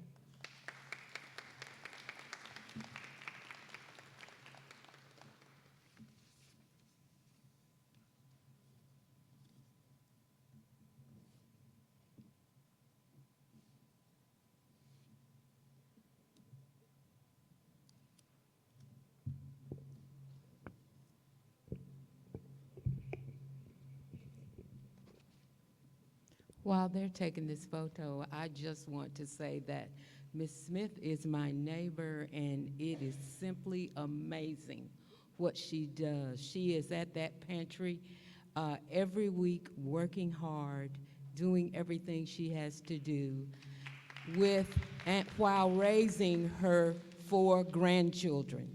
She deserves a super hand of applause. Thank you, Ms. Smith.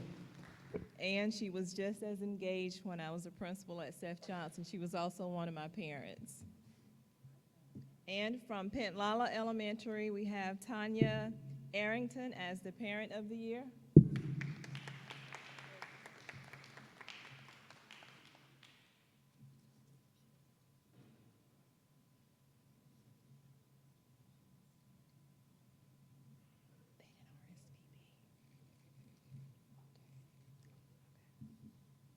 And from Pentlala, The community partner is the Alabama AG Credit Union, accepting its CEO, Doug Thiessen.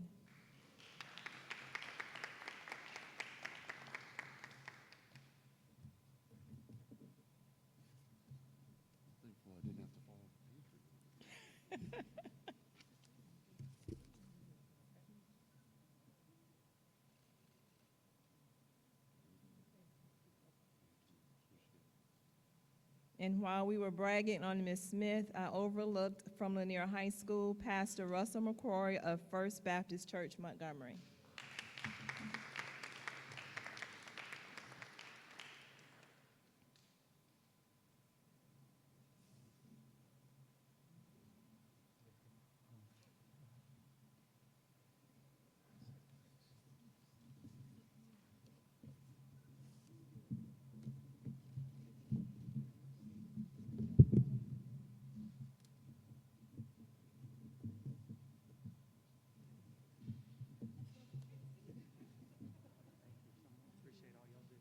Is there anyone else in the audience whose name I did not call? I'm so sorry.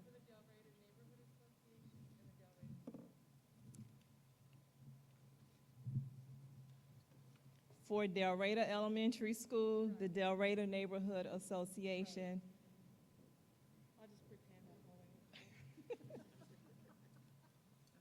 I do have it. Is there anyone else?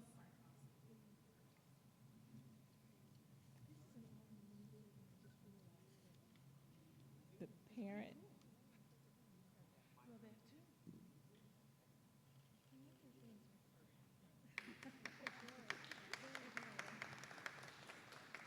One more. And from Park Crossing Elementary Parent of the Year, Mike Jernigan.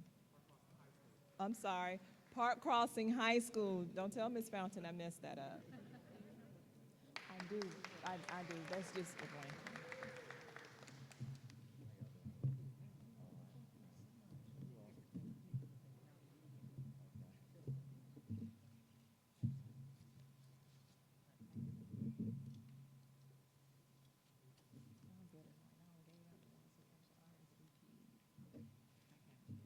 Thank you all so much.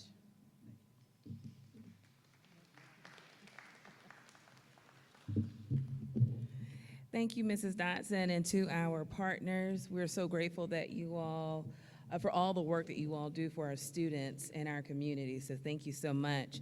I'll go ahead and get into our board recognitions. So good evening, everyone. We have two fabulous employees we'd like to recognize this evening. Will Ms. Christine Martinez and Mrs. Monique Franklin please join us down at the front, if you're still here? Awesome. Well, I'll go ahead and read the recognitions. Ms. Martinez is a vibrant and tenacious second grade teacher at Wilson Elementary.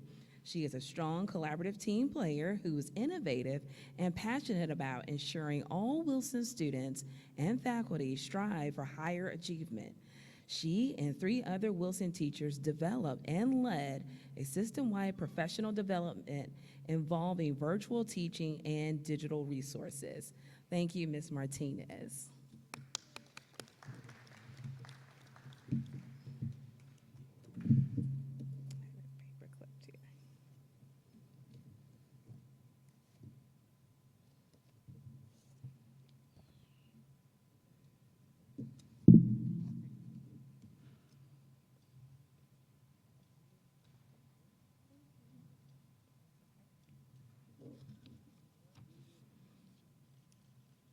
I don't think we have Ms. Franklin here tonight, but I would like to share her bio if that's okay, or her description here. Mrs. Franklin is a valued member of the environmental staff at Blount Elementary. She and the environmental team worked hard to ensure that the building is clean and prepared to welcome students and staff daily. She is so affectionate, and she's also known as Miss Peaches and comes early each day and stays late if needed. She does everything from cleaning to greeting to monitoring classes and even tying shoes when needed. And she does all of this with a big smile. Again, everyone, let's give our employees a huge round of applause. We thank them so much. Thank you, Madam President. Dr. Moore.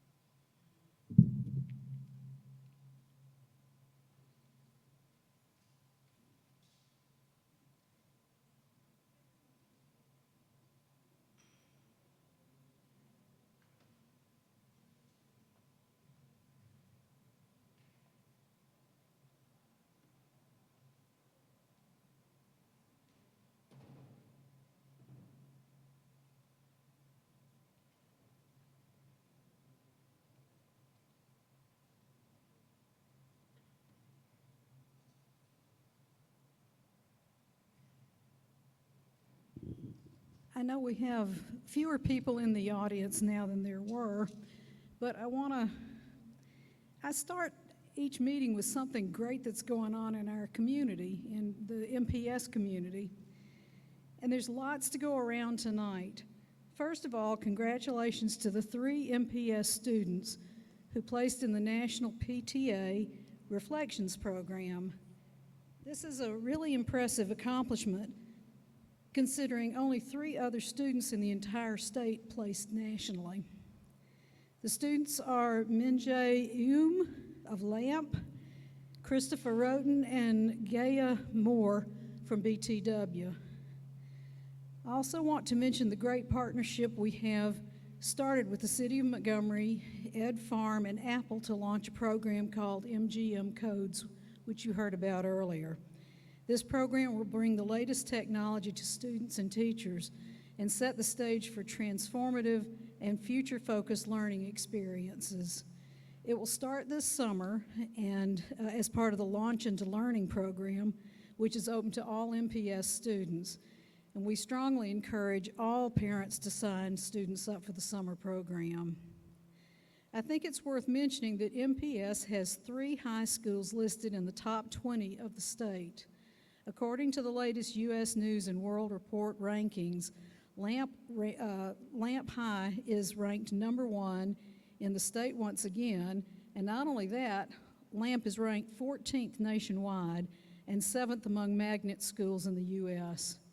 BTW is top 10 in Alabama, is in the top 10 at number 7, and Brewtech is ranked 19th in the state. And I don't know if you noticed it earlier,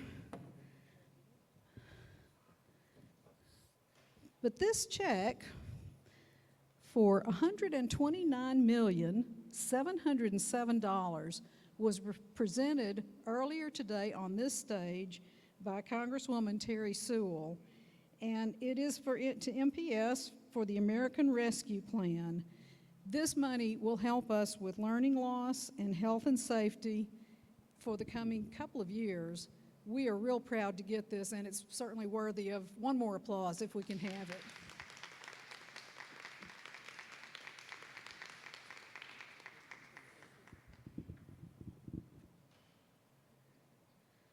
Okay. And for those that are still here, we did survive the storm, I hope. Next, we have some scheduled public comments. Oh, yeah, we can.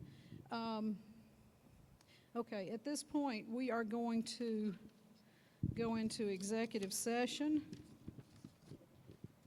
This board will go into executive session to discuss good name and character. We should be in executive session approximately 15 minutes. Hopefully no more than 15 minutes. During executive session, no votes will be taken. So we will adjourn and be back.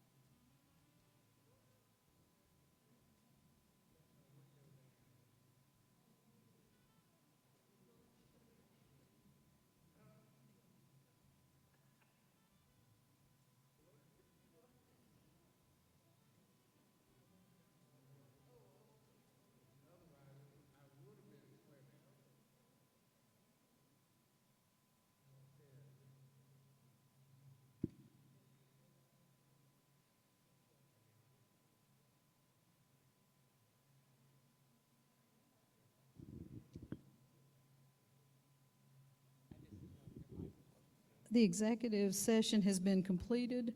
No decisions were made during the meeting. We will now reconvene the board meeting.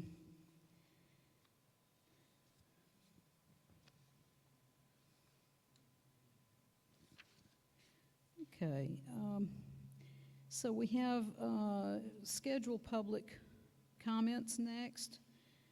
So requests for public comments must be made in advance in writing to the superintendent's office by 4:30 on the Tuesday preceding the meeting date. Requests must have specified the nature of the business to be taken up with the board and the name of the person who will address the board to be added to the agenda. Communications must be respectful. Discussing specific student or employee matters will not be allowed. Individuals who have concerns that are inappropriate to be solved in this venue are welcome to seek problem-solving meeting with the superintendent. Immediate feedback by the board may not be provided. However, you may be contacted for follow-up by the superintendent or designee. Public comments may not exceed 3 minutes. The board chairman has full authority to terminate the remarks of any person whose comments can contain personal attacks, exceed the time limit, or are otherwise inappropriate. A speaker may be considered disruptive who continues to speak when their allotted time has ended, when asked to stop speaking by the board chairman, or is otherwise inappropriate. If a person fails to comply when asked to terminate comments, he or she will be escorted to their seat, out of the auditorium, and/or off MPS property, depending on the level of disruption. And our first speaker is Mrs. Earlene Wright, Greater Madison Park Neighborhood Association.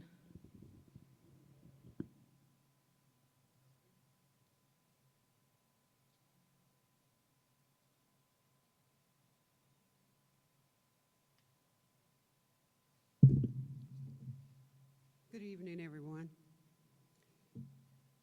Yes, my name is Earlene Wright. I'm with the Greater Madison Park Neighborhood Association. I'm the president there. I have some of my board members and some community members with me. Y'all raise your hand or stand if you like. I'm here on behalf of the Madison Park community and our association okay, thank you. And we are here asking the board we humbly ask the board to grant us a lease on the old Madison Park Elementary School. As you all already know, that property was formerly leased by the Madison Park Community Reunion Organization, and they held that lease for a number of years, meaning probably between 8 to 10 years. They recently dissolved their organization, and their lease was up and ended their lease, and their lease was up on March the 31st of this year. So we are asking that we be granted that lease to be used as a community center for the community of Madison Park. We don't have a community center out there, and we desperately need one. And when the other organization had that building, they allowed us to use it for the things that we did. We did a voter registration drive. We gave away masks 2 times. We were registered with Neighborhood Services, and we did a national night out. And my most recent function that we gave away free food boxes to the people in the neighborhoods. So that's why I'm here today. And Ms. Moore is aware of our desire to lease that building. And that building, what you may or may not know, that property was originally owned by the neighborhood and was given to the school board back when segregation ended, and they had to be part of the school system. So that's why I'm here. Thank you. Okay, and I hope we can have that building. Any questions, anybody? Thank you, Ms. Wright. All right. Mr. Galliard, think big.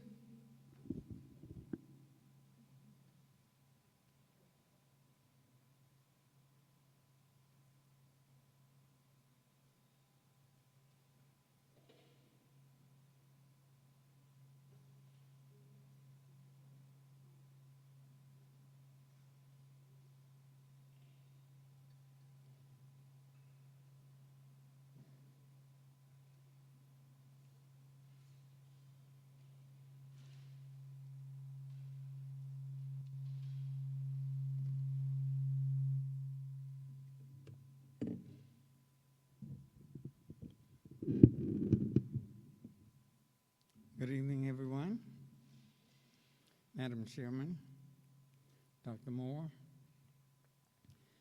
I'm delighted to be here tonight, and the reason I am is that we're living in a difficult time when, because of COVID and all of the other problems that face families today, are as bad as they've ever been. There is a remedy. There is a solution to the problems, many of the problems that teachers and educators are facing. No two ways about it. As you all know by now, what I'm going to say, I believe that Think Big is a major solution to the problem. I believe that. I'm passionate about it. I don't play games with it. And I just want to let you know that I've been partnering with you all for over 30 years, and I still want to partner with you. Today I talked with Derek Cunningham and Darrell Bailey, and they liked what I'm about to share with you. I intended putting on my lion outfit tonight, but it's been a long day. And so I said, I'm not putting that lion outfit on tonight.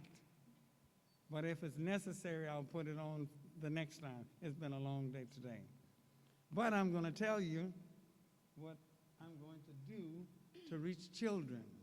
I'm going to put that lion outfit on. I'm going to hold up my sign, and I'm going to say, think bigger. Think bigger. Think, think, think, think, think, think bigger. Don't pull that trigger. The person is going to be holding a gun, and when I said don't pull that trigger, they're going to drop the gun and walk away. That's one of the projects that we're going to be doing with young people this summer. And I would like to partner with you all because I believe that together we stand and divided we fall. I especially want to work with Dr. Williamson. She knows it now because DHR has just given me a contract to work with some severe cases. And if it works through DHR, and it will work through the same cases through social services. So, as I conclude, I'll conclude with the fact that you can catch me on international radio, wordupradio.org. I'm on 3 days a week, 7 p.m., Tuesday, Thursdays, and Saturday. You can catch me with the Think Big presentation, wordupradio.org. And I would love to be your partner. God bless you, and thank you for listening. Madam President, may I say something? Mr. Gilliard, I just want to thank you for coming in and talking every time you do, every time I see you on the agenda. I think every time we see you on the agenda, it's the bright spot that we get to see. I want to congratulate you for DHR and you working with their kids. Yes, ma'am. It means so much that you are so passionate about Think Big because your message couldn't be any stronger tonight. I think together we stand, divided we fall. It rings. It rings. Thank you, and I ma'am. What you said was very important to me. God bless you. And also, Mr. Gilliard, I also want to just comment, because like Lisa said, it was kind of ironic that it was right on point for this moment. And I'm glad to know that Dr. Williamson had an opportunity to talk to you, and I've heard about your program in the past, and I think some other, you've been in our system before, you said that, did I hear you? 31 years. Yeah, so maybe, I don't know, I don't get to make that decision, but maybe they'll grant you a meeting again and just sit down and talk to you. I noticed tonight we had a lot of partners, and it's the more we can grow partners, bring partners in to help our kids, I just think that's, what we need. That's how we get this school system turned around. It's how we change our community, literally one child at a time. but it takes all of us to kind of step in and step up. So thank you. Well, I appreciate what you just said when you said one child at a time. Because of COVID, they have only given me one child. But this child was so far to the left until, despite COVID, they said, we're going to give him to you right now. And because of the amount of time that I spent with the one child, it took 3 weeks before I saw change. But for the last 4 days, it's been going uphill, and I'm saying it's one child at a time. Thank you all very much. Look forward to working with you. Thank you, Mr. Galliard. Mrs. Lakeisha Shahid? Shahid,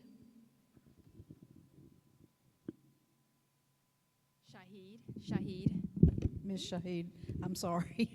Thank you for being here.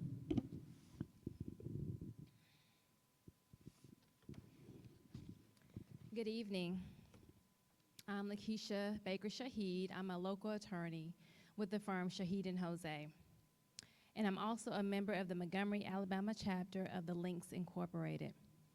I bring to you a challenge to rid ourselves of horrific crimes against children, human trafficking. Many underage victims of human trafficking are students in the American school system. Of approximately 22,000 trafficking victims and survivors identified in 2019, more than 5,000 were under the age of 18. Alabama has a high percentage of trafficking because of our major highways that connects Alabama to known hubs in places like Texas, Georgia, and Florida. Few crimes are more detestable than crimes of enslavement of other human beings, especially children. It is our desire to help rid our community of this human trafficking, and we need your help. We are seeking partnerships through the city and beyond, but tonight we seek your help and commitment to prevent child trafficking at the school level. Schools have long accepted the responsibilities of ensuring the safety of our children while at school, but school officials and policymakers have several responsibilities that can help end human trafficking. To be effective, we ask schools to increase staff awareness and educate the staff on the nature of trafficking and on identifying which youth are most vulnerable to it. Schools and districts should increase student and parent awareness of the risk and the realities of trafficking. Finally, we ask that you develop district and school-wide policies and protocols for identifying and supporting trafficking victims and survivors. We want to see policy and protocols for investigating and responding to suspicions of trafficking, a climate of school safety and support, self and student peer reporting, family education and engagement activities, a collaborative approach with social service agencies, as well as civic and service partners such as the Links Incorporated. We are here as supportive partners in action. We seek change, and we want to help make change happen in our community. Join us. Thank you. I want to make a comment. I know I've talked too much tonight, but thank you so much for being here. The Anaya Blanchard, who can forget? That was just too close. That was Auburn, and it was somebody from Montgomery, and it's too close.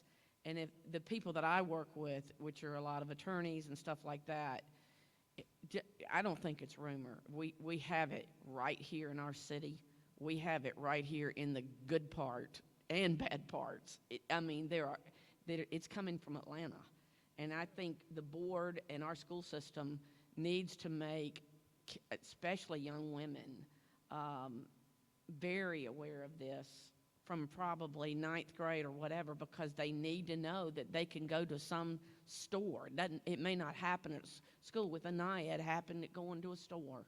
And I do think they need to be educated on this. So to bring it to the forefront, thank you.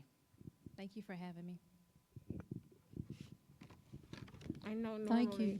And we have supporting materials that Dr. Coleman passed out earlier. We don't normally speak after a speaker presents, but since we have set a precedence here, I would like to say that I have spoken on this issue before, and you all were receptive, my colleagues were receptive, but we want to recognize that this is not a January issue. It's not a once a year during a month recognition that we need to be doing. It happens year-round. Those superhighways from Birmingham to Montgomery, from Atlanta to Montgomery, and she mentioned due west to Texas and southeast to Florida. We can stop this, and we are in the midst right now of advocating for a new Montgomery. I would love to see us be an example for the nation on how to take care of our children and work collaboratively with other partners. Thank you all. Thank you, Attorney Shaheed.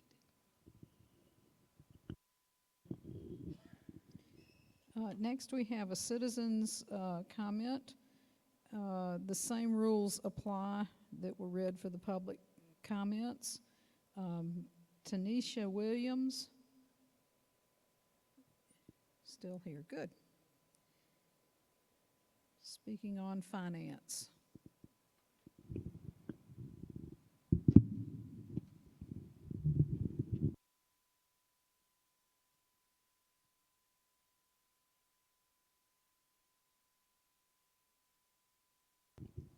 Good evening. Good evening. As we have been dealing with the pandemic with additional duties as teachers and staff and the additional responsibilities, one thing that has been clear has been the additional duties of technology. I don't know where to put this question or where to ask. As a math teacher, I'm also a technology coordinator. Technology coordinators in all of our schools have not only had to deal with the additional inventory from the computers that have been brought to the school, but also the additional needs of virtual and face-to-face, and it is very overwhelming for a job that is an additional duty and it is not a paid position. So I don't know who to go to, where to go to, but I believe that the technology coordinator position, we are very thankful for the help that we get from technology support. We are very thankful for the help that we get from each and every single one of the people that work in the technology services. But to be in an unpaid position, as well as do your additional duties as a teacher, as well as do your additional duties with grading papers and everything else, on top of making sure that the teachers, staff, associates, IDs, it is completely overwhelming. The inventory now has either doubled, quadrupled, or tripled, depending on what school you go to. And having to now put all the stuff in Asset Tiger, that is a lot. And we have been promised this, well, we're working on it, we're gonna get you all paid, it's gonna be a paid position. So I just want to put out there if there is a way for, since we're getting this technology, to improve our plan and infrastructure. I believe that the technology coordinator position at the school should be either a paid or a stipend position. That's the one thing I asked for. Two, as a teacher who went through what I've gone through this year as far as being now a post-COVID long hauler, I would ask for you all to please reconsider the American Rescue Plan that has extended the FFRCA for some of us who have to continually go to the doctor on repeated appointments and have now lost our leave for continued appointments and will still continue to have appointments after the fact. And then the last thing I want to say with my last few minutes is it is Teacher Appreciation Week, and I would like to extend appreciation to all teachers, student support staff, especially those who we lost last year and their families. And I thank you for your time. Ms. Williams, I just want to comment, thank you for that last portion, and thank you for always coming and making us aware of the needs of the teachers. So that's, but Yes, especially thank you for that last part. That's the only reason why I'm not against anybody or anything. We just really want to help teachers, students, and we want better facilities and the ability to do our jobs, but do our jobs in a safe environment. And I also want to say thank you to Chad Anderson, who at Brubaker Middle School got us air purifiers in our room, because as having post-COVID asthma now, that has been a lifesaver in my classroom. So I'm very thankful and very grateful for that. Thank you. Thank you. Okay. All right, next we have our consent agenda. Dr. Moore? Thank you. I recommend approval of the consent agenda. Do we have a motion? Madam President, I move that we accept the superintendent's recommendation to approve the consent agenda. I second. Okay, any discussion? All in favor with a show of hands? Okay, that's unanimous. Dr. Moore? Thank you. Next, I want to recommend approval of the personnel report, certified personnel, and I want you to pull number 12. Is there a motion? Madam President, I move that we accept the superintendent's motion to approve the agenda with the changes made, suggested by the superintendent. Is there a second? Second. Okay, any discussion? All in favor with a show of hands? All opposed? Okay, that was unanimous. Dr. Moore? I recommend approval of the personnel report, classified personnel. Is there a motion? Madam President, I make a motion that we accept the superintendent's recommendation for personnel report classified personnel. Okay, we have a first and a second. Any discussion? All in favor with a show of hands? That's unanimous. Our next meeting is scheduled for June 8th at 5 o'clock with a work session and immediately following a board meeting. We are adjourned.